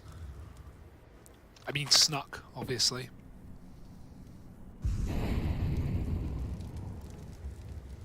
You can boost on this box that Hampus and Tag is standing on. You can get a nice angle to players hiding behind double or default. But Nip just waltz on in. Red carpet rolled out, round already won. And Fnatic don't know it yet, but at this point they've got to be thinking about it. It's very quiet, guys. It's probably not A, and that will give it away. I don't know, maybe they think it is A. Someone might have got past somehow. And now... Is it a unicorn round? That's really the big question here, because it doesn't get much more exciting than this, folks. I never like saving USPs, especially when you know they've got 4 guns. Like, there's really no good argument. $300 kill bonus isn't anything, and it's better if you kill 1 player here. Like, you're taking thousands away from Nip. So yeah, they throw themselves in. They do it late. They hope Nip go down with a bomb at worst case, and any kills will be lovely, but none will be allowed. 3-1. 5 up, and it's perfection in Pyjamas. Yeah, nice and clean. You know, that was all, like you say, by design for Fnatic, coming in so late, hoping, you know, even a dink in the right place with someone near that bomb could have sent them tumbling. But that's where, you know, the Lions just held so valiantly by NIP. Thinking about it, why don't Nip, like, come out with a custom brand of jerseys that look like Pyjamas, you know, with like checkered shirts, checkered pants to go with it, like full, maybe dressing gowns. I don't know, there's an angle there. I'll think about it. That's a cool idea. Hello. Oh, back to bed with US tag. Walking smokes. And re-smoked. Nipper locked out of the B site. Oh, even the spam. Catching old Hampy boy. He hears the reloads backing up, and he may as well just go back, right back through. So yeah, Nip, they've taken that space immediately. Little boost up. Give yourself an angle to try and get this opener. Oh, Hampus almost has it delivered to him. Mid-aggression from Alex and Poison. This is nice. This is well-timed. They find this gap. And the good thing for Alex, you don't really have to like look to get super activated here, but just having the info, right? Whether he goes and clears B or commits to the A wrap, we'll have to wait and see. But if he goes B, he gets information. If he wraps A, he's going to have kills on the plate, and now he's called for these early rotations over. This is lovely for Alex. This is the man you wanted in this position, calling the shots now, and he's got all the info. It's all so clear to him. This flank could end the round, and they're lining up nades. He's going to take one and then just run the hell out of there. Don't overextend. Don't give them a route back into B. Force their hand into this A stack. Yeah, Nip are just going to commit. They know they're not getting given this flank kill. Rez got an entry, but Mezzy up close is providing a kill. Banjo helps out, and Rez suddenly in a clutch that he cannot afford to win. Fnatic cannot afford to lose. Bomb retrieved in 13 seconds. Rez goes back for the plant. Will it be the stick? Yes. Full plant, back out as a smoke fades. Banjo with a headshot, and thank goodness Fnatic hold on to that round. If you give it away to Rez, that would be devastating given the 5-on-3, the safe play by Alex, and everything Fnatic did in that round to win it, and they will. Nice little round out of them. Something to work with here on the CT side.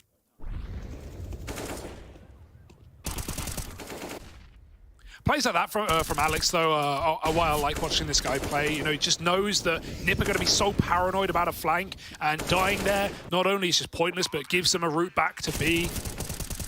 even if he recommits late or he goes back up ladder. Both of those are better options than fighting for more than one kill. Knows when to quit. Fuzi's got his T-Or.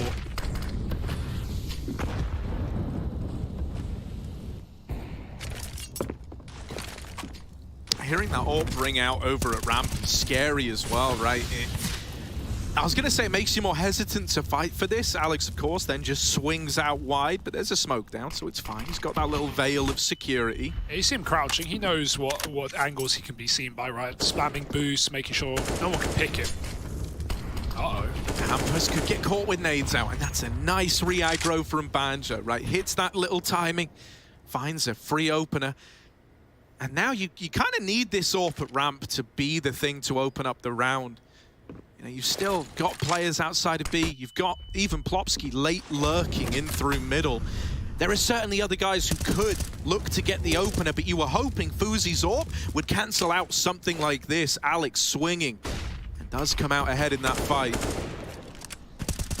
Little awkward now. You don't really have anywhere left to go. You've been shut out of B. You've been shut out of ramp. You had mid control, but now you've given that up as well. You actually have less real estate than when this round started, and you're 3-on-5. This shouldn't be a round for NIP. Let's see if they are able to make anything out of it. Yeah, double walking A. They want Plopsky to try and sell this. He's going to get spotted if he goes through the B stairs by Banjo and Tetris, who's just poking his head out. Oh, caught rotating. 18 seconds. Plopsky has him trapped, but they're still holding on to the A site. They know what's up. They've got the numbers to play it. Bomb has come right back, but Plopsky cannot hit the shot. And ESL now in a 1v5, just looking to live. No time for it. Getting around the corner. And Fnatic on the board with a third. Nice stuff. This is an angle, Harry, I've not thought about. But we often joke about how back at the Academy League, there were a lot of Vertigo games, the Vertigo Academy League, as it were. If anything, things like that are going to play into Fnatic's hand, right? Because that's actually a very good point. Alan made the point on the desk, which is a very good point, which I think applies to pretty much everyone. Like, yeah, you go to Mirage, you know what you're doing, you know where you're playing. Even if you're in a new spot, you're pretty familiar anyway. The nades are, you know, everyone knows all the nades. It's fine. But actually, I think for players like Banjo and Pepsol specifically, who played, you know, 2 seasons, 3 seasons of a lot of Vertigo, maybe too much Vertigo, they could actually be pretty easy to slot in here on this map.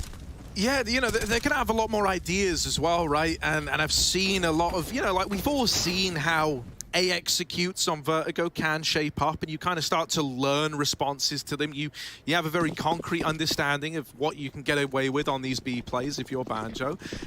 You know, yeah, that's actually a very good angle, Hugo. That's certainly going to make this more interesting. And Poison, you know, I feel like if we could get a little more mileage out of the more kind of seasoned veterans of this Fnatic team alongside the Academy players finding their footing, yeah, man, I'm not ready to write them off just yet. This is already more back and forth than Mirage ever was. Fuzi has walked right by Alex. Who's going to turn around first? Messi doesn't know, but he is a dead man. Fuzi will get traded. Oh, no, he won't. That's a joke.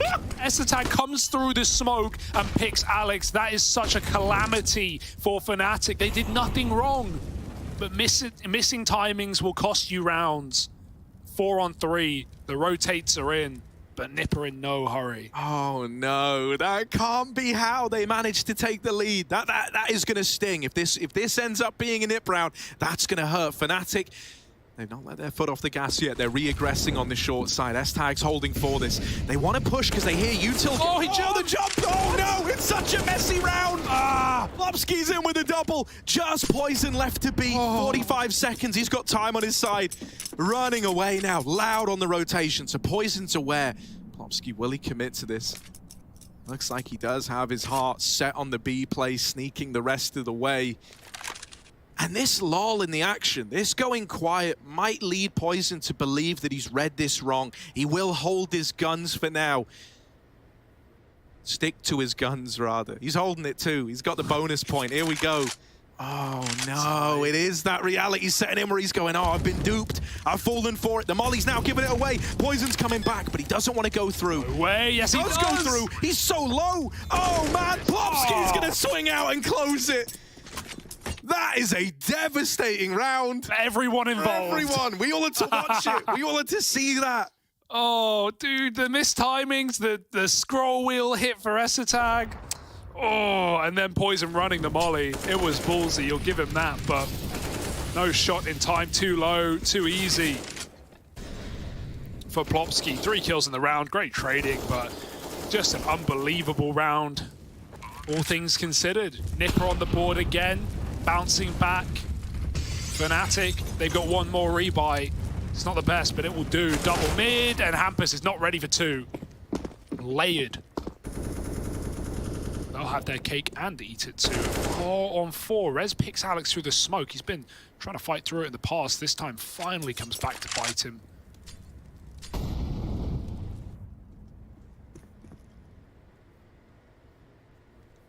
Reaggression at B might get stopped. The timing is weird. Poison walks into the angle, and Rez will have to trade that kill, but Pepsol jumps back over and makes things a favored round for Fnatic finally. What will Nip do in this weird moment? The bomb has been seen at the B bomb site, but Fnatic know that Nip could go anywhere on this lower area. They'll hold off. 1-1-1.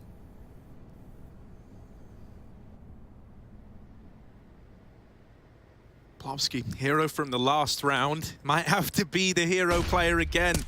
His teammate's dead, brushed aside his res, and so Plopsky now needs to embark on another one of these clutches. It was a 1v3 last time. This time, same stakes, different position, bomb out in the open, and time turning against him. 30 seconds, that molly. Oh, it doesn't bait the peak like he was hoping for. Smoke on it. And that should seal the deal on the round. It should be pretty rough for Plopsky to find anything else. And yeah, tries to make the play happen with the flash.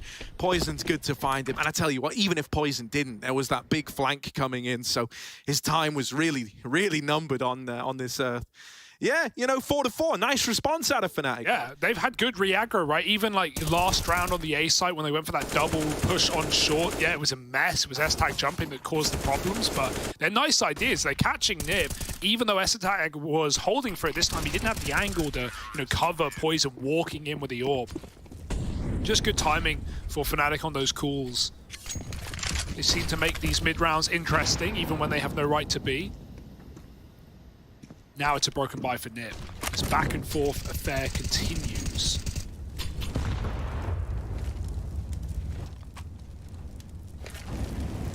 They don't have the util to long anything naughty out, so it might just have to be something more standard, just an execute, double smoke wall on A. If they want to do that, they've got to get ramped back first, and we still have Alex and friends fighting for it.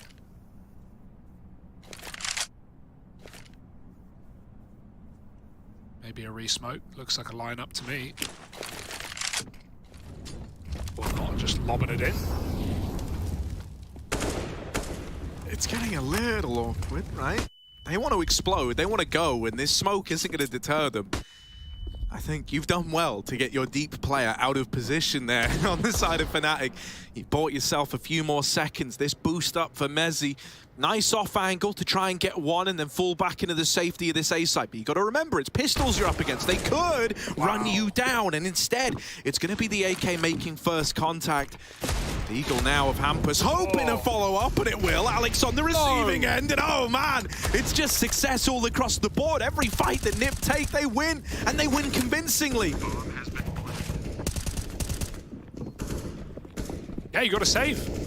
Locked out again are these B players. And wow, that was a masterclass for Nip. Nothing to it, but perfect headshots. I like that. There was a lineup as well for Mezzi. Usually, when you want to smoke bridge to take ramp back, to take forklift area back, you would have to go and throw it from where Alex plays on that short side, push down on yellow, bounce off the wall. He's actually got a lineup that goes above the big box and lands pretty well. It scared Nip for a moment. The ramp was getting taken, but it wasn't. And as Fnatic concede it, Nip just wreck them. Exits will be found by Fnatic. They're going to keep their guns. That's something. But it's still a nice, tasty lead for Nip, who, if they want to rebuy with full AKs, are going to have some problems with utility on a couple of these players, but should be fine ultimately. They get it done with less.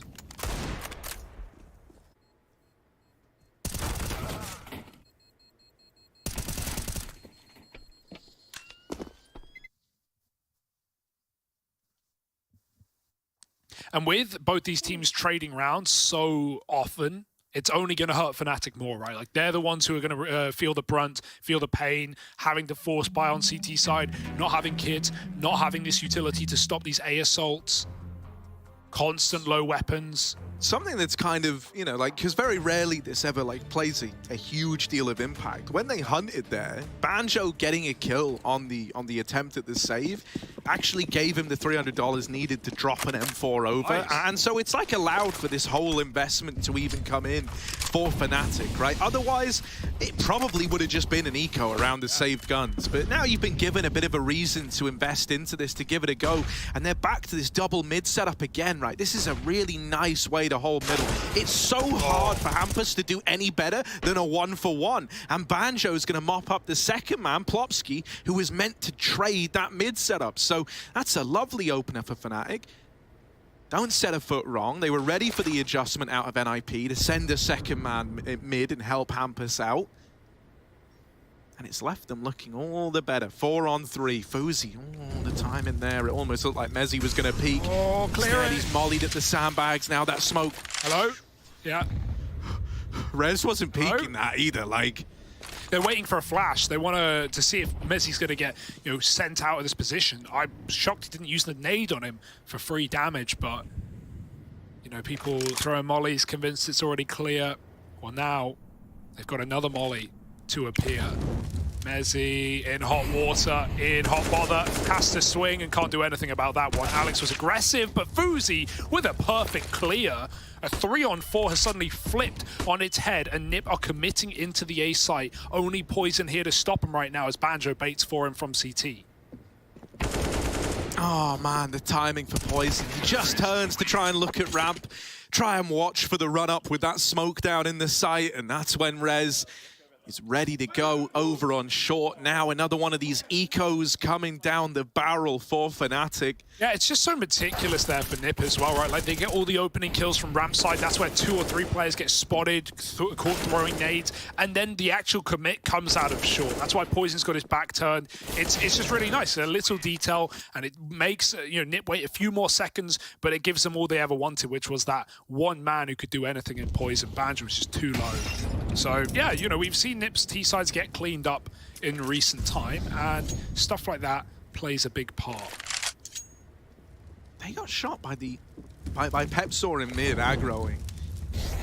No one's watching the ladder drop. Now Plopsky, it's all right. He's finally on the angle. That was really the only chance for this to get too messy, is if that flank got away with murder. And now that it hasn't, it's all down to a flock of USPs in this A-bomb site. And, well, there's no running far away from that one. Rez, 4 on the opener. And Pepsor's lonely flank through middle leaves him all alone in an impossible round. So this one's been dealt with nicely by NIP. They keep it flawless. The ace is stolen away. Can't let Rez get too big for his boots. And no one touches chair. Well, this ain't Rocket League, Harry. I think he's okay. I think he's fine. Tunneled in right now on it with a 7 rounds on this T side. They've done their job, right? Anything else is just gravy. I would have loved to have made a Rocket League joke, like, oh, well, he's zooming around. I don't play Rocket League, and I don't know football either. Yeah, and I know they're kind of like closely linked, so. Ludicrous display. He's been putting it in there, goal hole enough. Hampus, fast up ramp, and that's ugly. The flash. Actually throw it over by Rez. Oh, yes. Hangs him out to dry a little bit. He wants all the glory, doesn't he? With more teammates dead, there's more kills on offer for Rez. That's true. Ooh, double setup is nice. Pepsil's just baiting for Banjo. Don't get warbanged, but they're over mid to be already. Pepsil's got to turn around. Banjo, you're on your own, bud. And they've got the info. Banjo gets cleared by Rez after 1. Still going to be the entry from Fuzi on the mid drop, and now a 3-on-3. This is weird. This should not be Nip in so much control, but that gap in middle got exploited. Ballsy to call for a mid play after all these double setups Fnatic have been running, but Nip find the gap, and they're exploiting it. Now, however, just Rez, and we said he wanted all the kills. Your time to shine, bud. Oh. Sorry. Oh, it had to happen, didn't it? Right, that was finally his chance. His chance at a glorious moment. Dare I say it, he put himself in that position intentionally in the 1v3. wanted all four, didn't he? Yeah, not quite. Even, you know, without even a second of hesitation, killed his IGL at the top of ramp. And then just dies immediately. By the way, that isn't what Rez did. It was just, once again, another joke. Yeah, again, it's really, I think your jokes get funnier by the second. Yeah, you just have to let everyone know. I don't want anyone to think I'm a Rez hater. I think you'd be foolish. Nice round from Fnatic, though. Holding on. Against the will of Nip. Certainly not out of this one yet. It has, well, it's already more rounds, but it has looked convincing in some of these CT rounds, some of the calls as well. A lot of opening, a lot of ways to get opening picks for Fnatic, right, with these double B setups, baiting for each other. Alex, it's been pretty 50-50 on ramp, right? Like, sometimes been getting these picks, playing behind the smoke, sometimes been getting walked right past, hasn't he? So it's nothing consistent there, but Nip aren't, you know, recklessly abusing the A site right now. They are running their defaults until very late in the round. Oh, this is it. I like this change. Very quick. Yeah, not ready for that one. That was really quick. Rez finds the opener, and there's more mysteries to be solved at the top of ramp. Rez doubles up, and I mean, the A site is looking so tempting, like an almond croissant. Croissant. Yeah, you like mixed the two words. I put the T's in where they don't need to be. Here we go, spam in the smoke. All right, Fuzi, the receiving end of Pepe Zora. Not over yet. All these spams, finding a lot of down. Oh, never mind. Plopsky. Coming in through middle, ready to end the round, isn't he? And now the pressure's really on these two retaking players. They do deal with the threat in middle.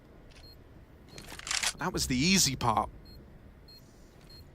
Now it's going to get very difficult. Smoke on the bomb, but we got two players fighting for S-Tag. Dodges the flash, goes right by him. Good shot for Poison, but he wasn't ready for a double short setup, and that's Nip converting the A post plant yet again. Nice round out of Rez, man. Continues to give us the goods. These double entries up A.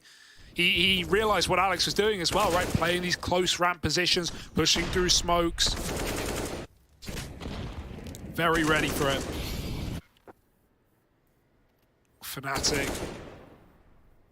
5 rounds to their name and broken yet again. Danger's had a better performance though, 14 and 9. Numbers alone, he's looking good. Often been part of these double mid setups. If not, then he's been over towards B stairs. Rez back to his usual tricks, picks on A. And with pistols in play, this should be a nice clean one for Nip. Okay. Although, hello. Okay. Hello. Oh, dear, baby, no. Oh, no. Happens to all of us. Yeah. The best and the rest.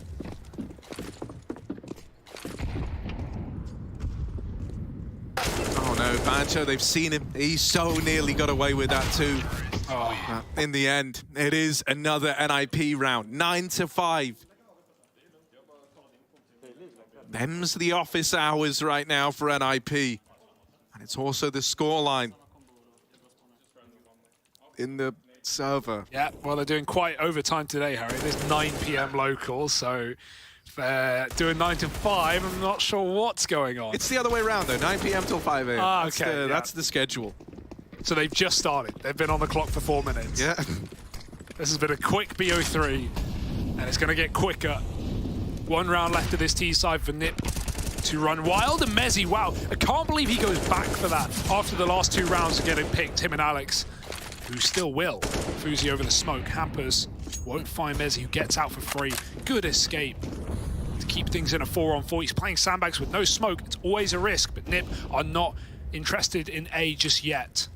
They're still holding off on both sides of the map. S-Tag still waits middle. Dude, he's throwing this little one-way. I don't know, I've got a feeling about Hampus. I think we're about to see the transformation from Hampus to Slampus. Here he is, up through the shorts. Oh, gee, I know, that one. Yeah, all right, here we go anyway. He will get out of there. Yep. And with the swing up close, they're not holding for him. Poison, I think Mezzi was under the illusion he was holding for the close walk there. Could have been a timing. Little awkward. Still, only 1 for Hampus, Plopsky. creeping out into middle and is on the receiving end of Pepe Zora. Now they're up through the B ramp, and Pepzor's here, ready to hold the line. That Molly's given up the aim of the game. Knows that they're about to come his way. Now rotations have been called for as well. Pepzor's not content with sitting on his laurels, though. He wants to get involved here and now. Good flash.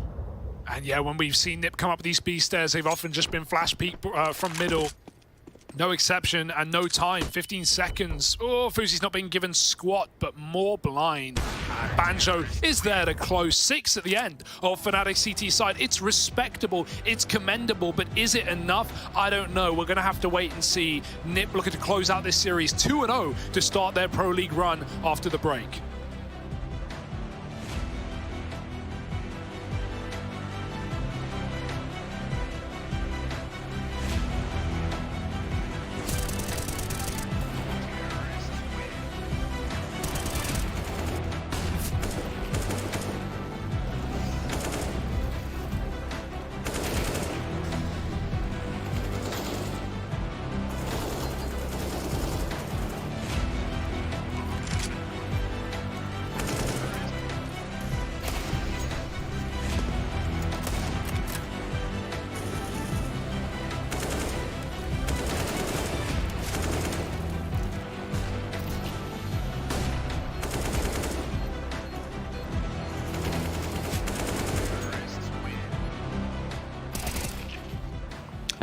Fuzi's progress is going really well.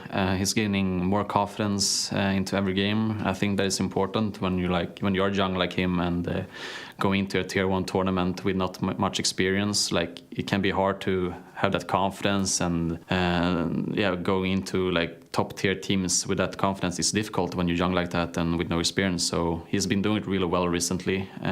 He shows no nervousness or anything like that. So it's really impressive.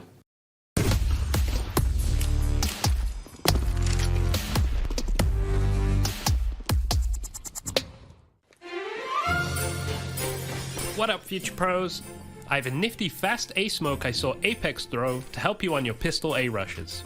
You throw the smoke from the T spawn and it will block off the left side of the A side, allowing your teammates to run up short with a bit of smoke coverage. To throw the smoke, first shoot out the glass above. Really, this is the only one you need to break, but shoot them all anyway. Then get yourself stuck into this invisible corner next to this beam. Aim between these 2 dots as shown and jump out the smoke. This smoke will soar through the sky and land perfectly to block off the vision of short from the bomb site nice and early. As long as your teammates take out anyone playing close, you will have a decent standing to win the round. Good luck and rush A?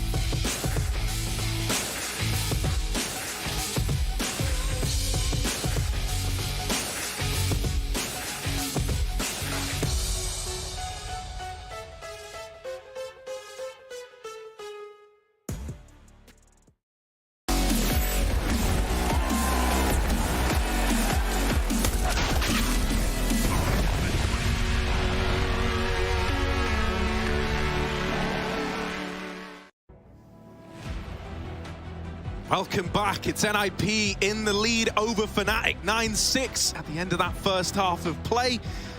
NIP rip-roaring and ready to go, Hugo. That's how I'd describe this one, right? They came into the day dominating on Mirage. Fnatic's map pick, they put up a, albeit, you know, weaker scoreline than what we saw there. So Fnatic having a little more fight in them, but they're really going to have to kick it up a notch now with their T side about to begin.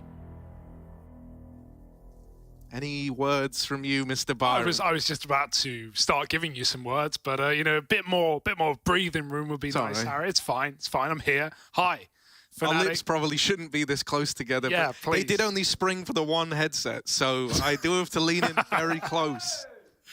I'll bring my own next time. And yeah, they're getting hyped. They're getting hyped over a Nip. They've been pretty loud all series long. Not heard any war chanting for Fnatic. But I think with the way this game has been going, they've been barely holding on. So it's par for the course. Here we go. Plopsky with the dualies. It's usually Fuzi who wields these weapons alongside his AWP. Alex lining up B utility.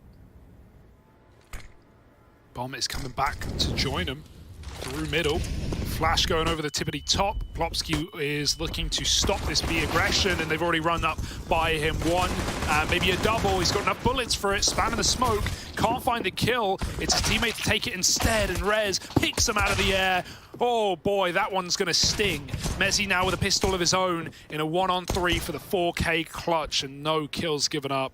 They're back in elevator, very passive, and now they sit on the bomb. If anyone could do it with a pistol, though, it's Mezzi, right? An ode to Mezzi. Here you go. Yeah. See, when you hype it up, that's when they lose. I found that out the hard way as well. That's actually shockingly true, because one of the best clutches we ever got to witness was the refresh 1v5, and I literally straight away, I was like, it's a first kill, nah, it's done. Second kill, nah, it's still not happening. Third kill, maybe I should stop. Maybe I should stop. But yeah, I don't know. I think it worked, Harry. I think it sounded good. Cheers, man. I'm glad we were able to iron this out. Yeah. Live, on air, unfiltered. Just pistols now for Fnatic, though. So not really too much riding on this one.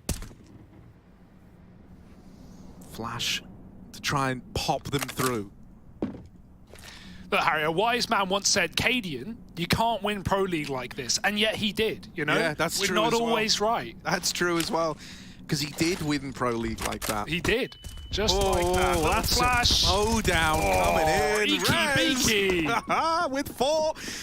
He's almost up to 30, isn't he? 26 and 11, and there's still many around left to be played. He's had 2 4Ks against full ecos. I'm taking 8 of those kills off of Rez's counter, and I'm spreading them amongst his team. It's the right thing to do. But yeah, Rez has had a phenomenal series. Back on Mirage, no exception. It's his playground. And here on Vertigo, Fnatic, they've got to hit that ground running. They've got to start strong in their first rifle of the T side. What have we got?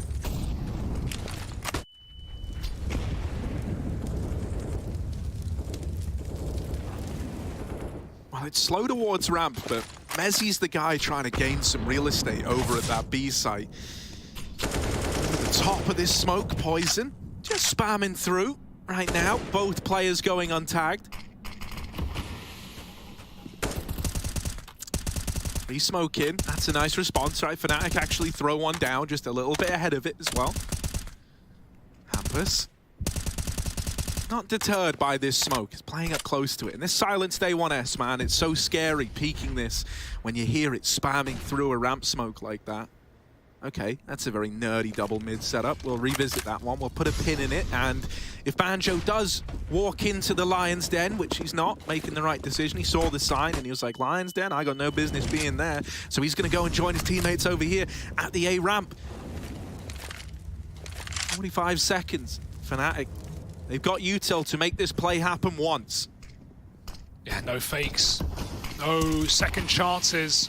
Smoke's going down, Hampus spamming on timings, he's even got a molly, that will be weird. He threw it in just late enough that as soon as the molly fades, the smokes will be a couple of seconds later. They don't have a lot of room. Fnatic need to plant while the smokes are down. It's a real weird situation, and there's more mollies to go in. Luckily, that one doesn't bloom. Set off in the smoke, now they faded, the plant is never happening, the kills have got to instead, and flashed in, Nip just fight everyone on the site. Oh dear, don't throw the round away, 10 seconds, Mezzi in a 1v2, he can't really stick it, he's gotta go for the kills, fake tap, 1 frag, and it's not allowed. Fuzi locks him out of the round, and it's 12-6. Nice try for Fnatic, that was very rough, with the pressure put on by that late Molotov on default, and yeah, Nip just keep throwing themselves into the round. No point where Fnatic were given room there. So despite having the execute, they are the ones who get guillotined. Oh. Yeah, that one was worth replaying. That was a gnarly camera angle. I really felt that, you know, on like on a deeper level.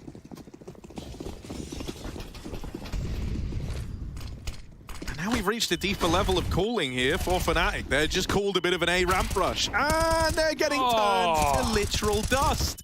Rez hits 30 kills here, putting a stop to the A play. Ooh, can't quite make it 31. Maybe that'll teach him.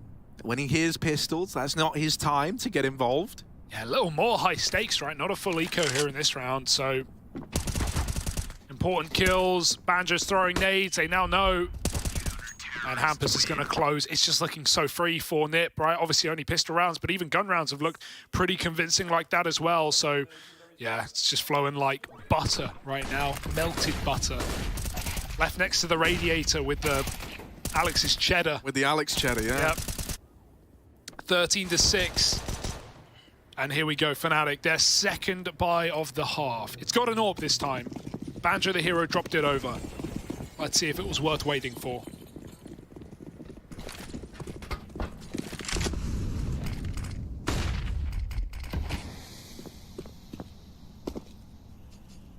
Oh, Rez wants to try his hand. Gaining info here at ramp. Poison now scoped in on the angle, but it's Fuzi's AWP to make first contact. Oh, a double. Deary me, might have been flashed, but Fuzi's on a tear. And with help from Hampus, this A play just gets annihilated once again, man. It looks similar to when they were on the pistols, but it's a little more drawn out. Still the same, you know, horrible ending to the round, and that's with everyone that was ramp bound getting ruined. The flash is what makes Fuzi shoot, right? If that flash doesn't even come in, maybe Poison wins the fight. Like, it was a 50-50 there, and Fuzi just shoots him right through the edge of the smoke. Just a beautiful round from the guy. Pepsaw dead as well, and it would have been, it's going to be Plopsky, rather, to lock out Fnatic yet again. 14-6, and it's all coming crashing down. I would have wondered what would have happened with the AWP if it was ZTR here over Fuzi, right? Like, what was the plan there? Would we have seen it in Rez's hands? Is Hampus going to be donning it? Like, you know, you got a lot of players who can run that weapon, but I think it is exciting to see Fuzi back in the server. This guy is sick, and he's proving it right now against Fnatic. So 14-6, Fnatic had to buy here. Pepsil's trying to fake out A, but of course Hampus has pushed all the way down. They know it's coming. Ouch. That's a lot of ood for S-Tag. Yeah, those are some meaty nades. And now this double site setup, I mean, it's very grimy, right? You just hope that if Plopsky makes contact, if he goes like 1-for-1, it would be cool. They don't account for S-Tag, and then they swing it together. So yeah, while everyone was homed in on trying to deal with Plopsky, S-Tag came as a bit of a nasty surprise. Hampus's wrap. Only good for one, but there's Rez to trade it. And yeah, you know, Fnatic tried to launch a B play, and within 10 seconds of that decision being made, there's two players at ramp behind you. I think that kind of speaks volumes for where this game's at right now. And this is just going back to what Maui said on the desk after the first map. It doesn't even feel like, you know, it's not like Nipper out cooling Fnatic in a lot of these rounds. It's just individually they are better. It feels like a get out, a caveat, but they are just destroying. All the players are stepping up tonight. Alex is 4-18. He was at 4-7 on the A ramp on CT side. It was looking good. It's just fallen off ever since, and we haven't had anyone really stepping up and saving rounds. If anything, numbers-wise, it's Banjo and Pepsaw, top of the team, the Academy League guys, in this game, but it's never felt like Fnatic have truly been in it in this T side. Another double boost setup. I like the cool, but S-Tag, he is cool as well. He's going to hit a quick flick and even sees Alex's backpack around the corner. He knows he's running in. Nice shot for S-Tag. 2 already, and he's looking to shut down the day, to go to bed with a smile on his face, and just 3 kills away from that fact. S-Tag's got another. There's a knife kill. Where? How? S-Tag's killing everyone. Episode knife Rez on A. I don't know, but this might just be it. Go give us the ace, baby. Give us the ace. Oh, don't steal it, Hampus. I swear. Oh, yeah, that's what you get. That's what you get for trying to steal aces. He's put in the dirt. This is S-Tag's round. This is S-Tag's moment. This is all 5 to close the game. Pepsor's blind. Oh, goodness. Whoa, no. Fuzi's going to get it. But it is the NIP win in the end. As far as last rounds go of a series, that's one hell of a way to end. Where'd the knife happen? I couldn't tell you. But that's all for this one. NIP run away with it 2-0, unscathed and looking good.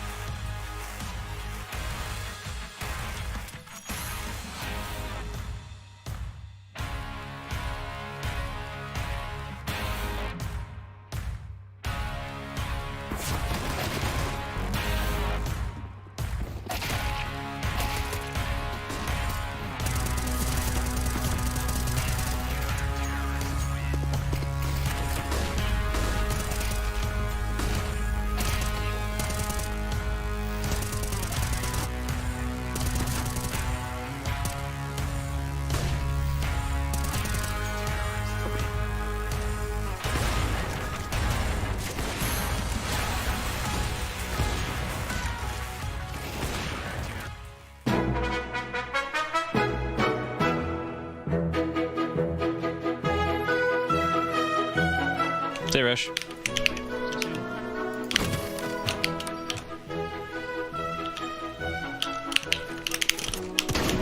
Nice. Nice.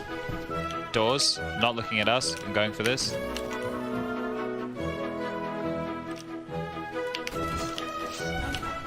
Nice. Inside, inside. Yeah, I see it. Going. Oh, I can reach him in the hole. Oh no. How have you managed that? I didn't know you could get stuck here. Did you know you could get stuck I here? had no idea. Alright, should we see if this works? Yeah. Oh, saved. Oh. One more. Yeah, hold on. Strafe, strafe, strafe. He's looking at us.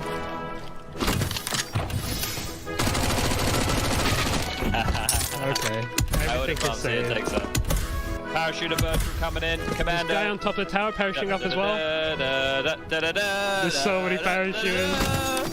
We're gonna try and pluck him out of the sky. Oh, he's got a shotgun!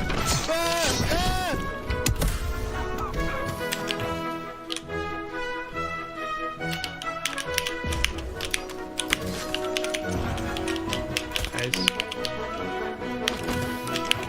Get out of that, I'll be impressed.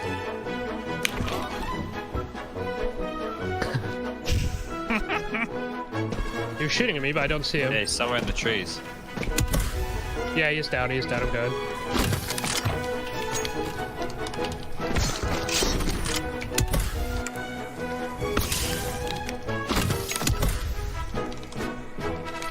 Under the... Oh!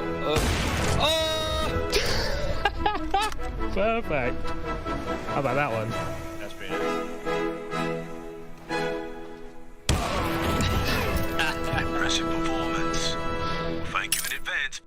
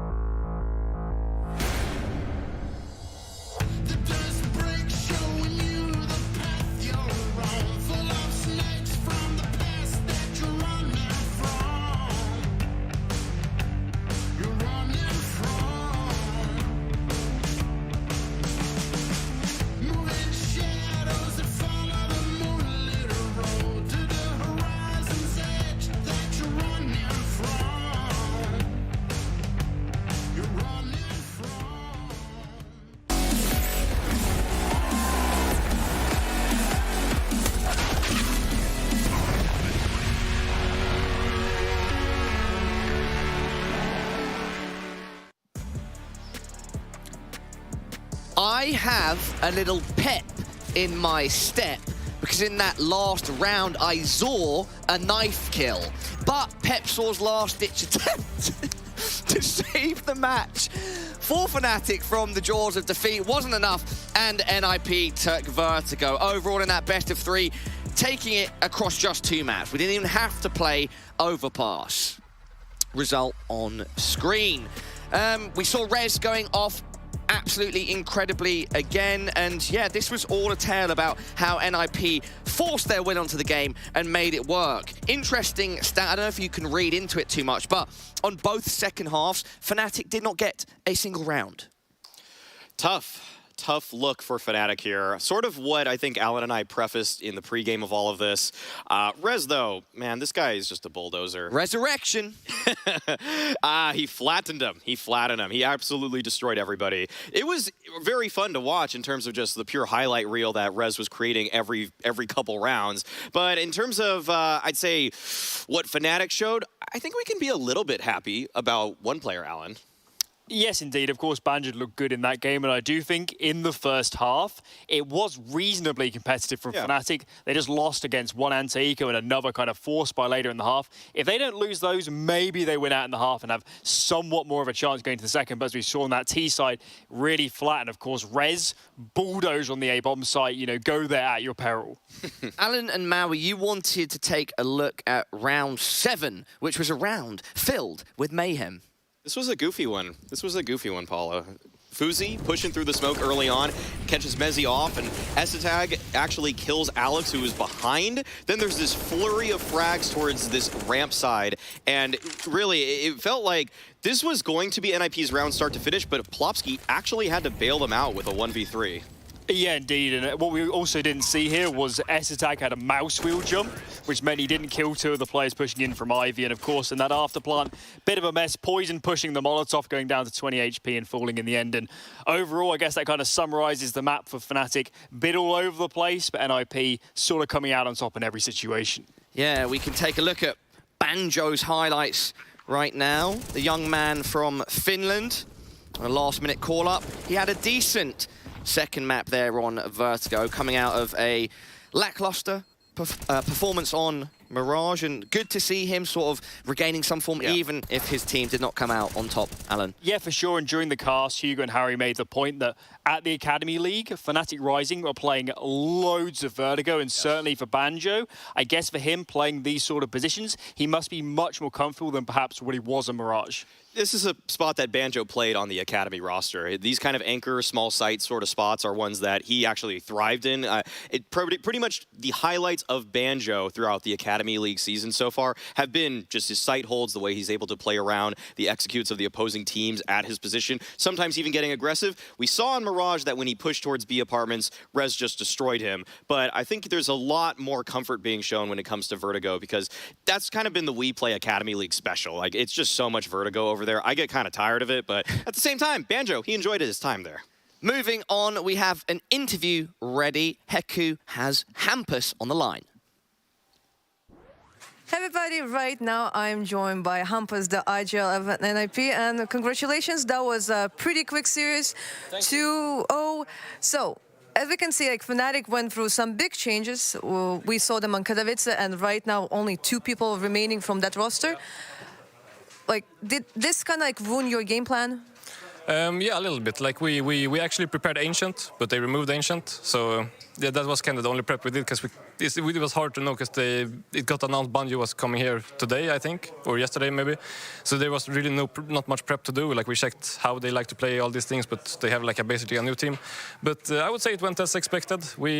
I was very confident we were gonna win this one, and we did. So it's nice. But when it comes to checking out demos, like, you probably checked like the old demos of Fnatic. Did you check any of the Fnatic Rising? No, we didn't do this. We checked some old Fnatic demos, like they played the RMR the other day and qualified. Congrats to them. But we checked the RMR demos they had, but they had Crimson, not Banjo. But yeah, they played a bit similar. Well, when it comes to your full lineup, you usually have like 2 Danes. Right now, we only have like 1 remaining. How is his Swedish? Did he improve? Yeah, it has improved a lot. He's what's the word? Like, he's such a like high IQ person. Like if you want to learn him something, he will learn it. You know, like, he's a super fast learner. So it's super nice.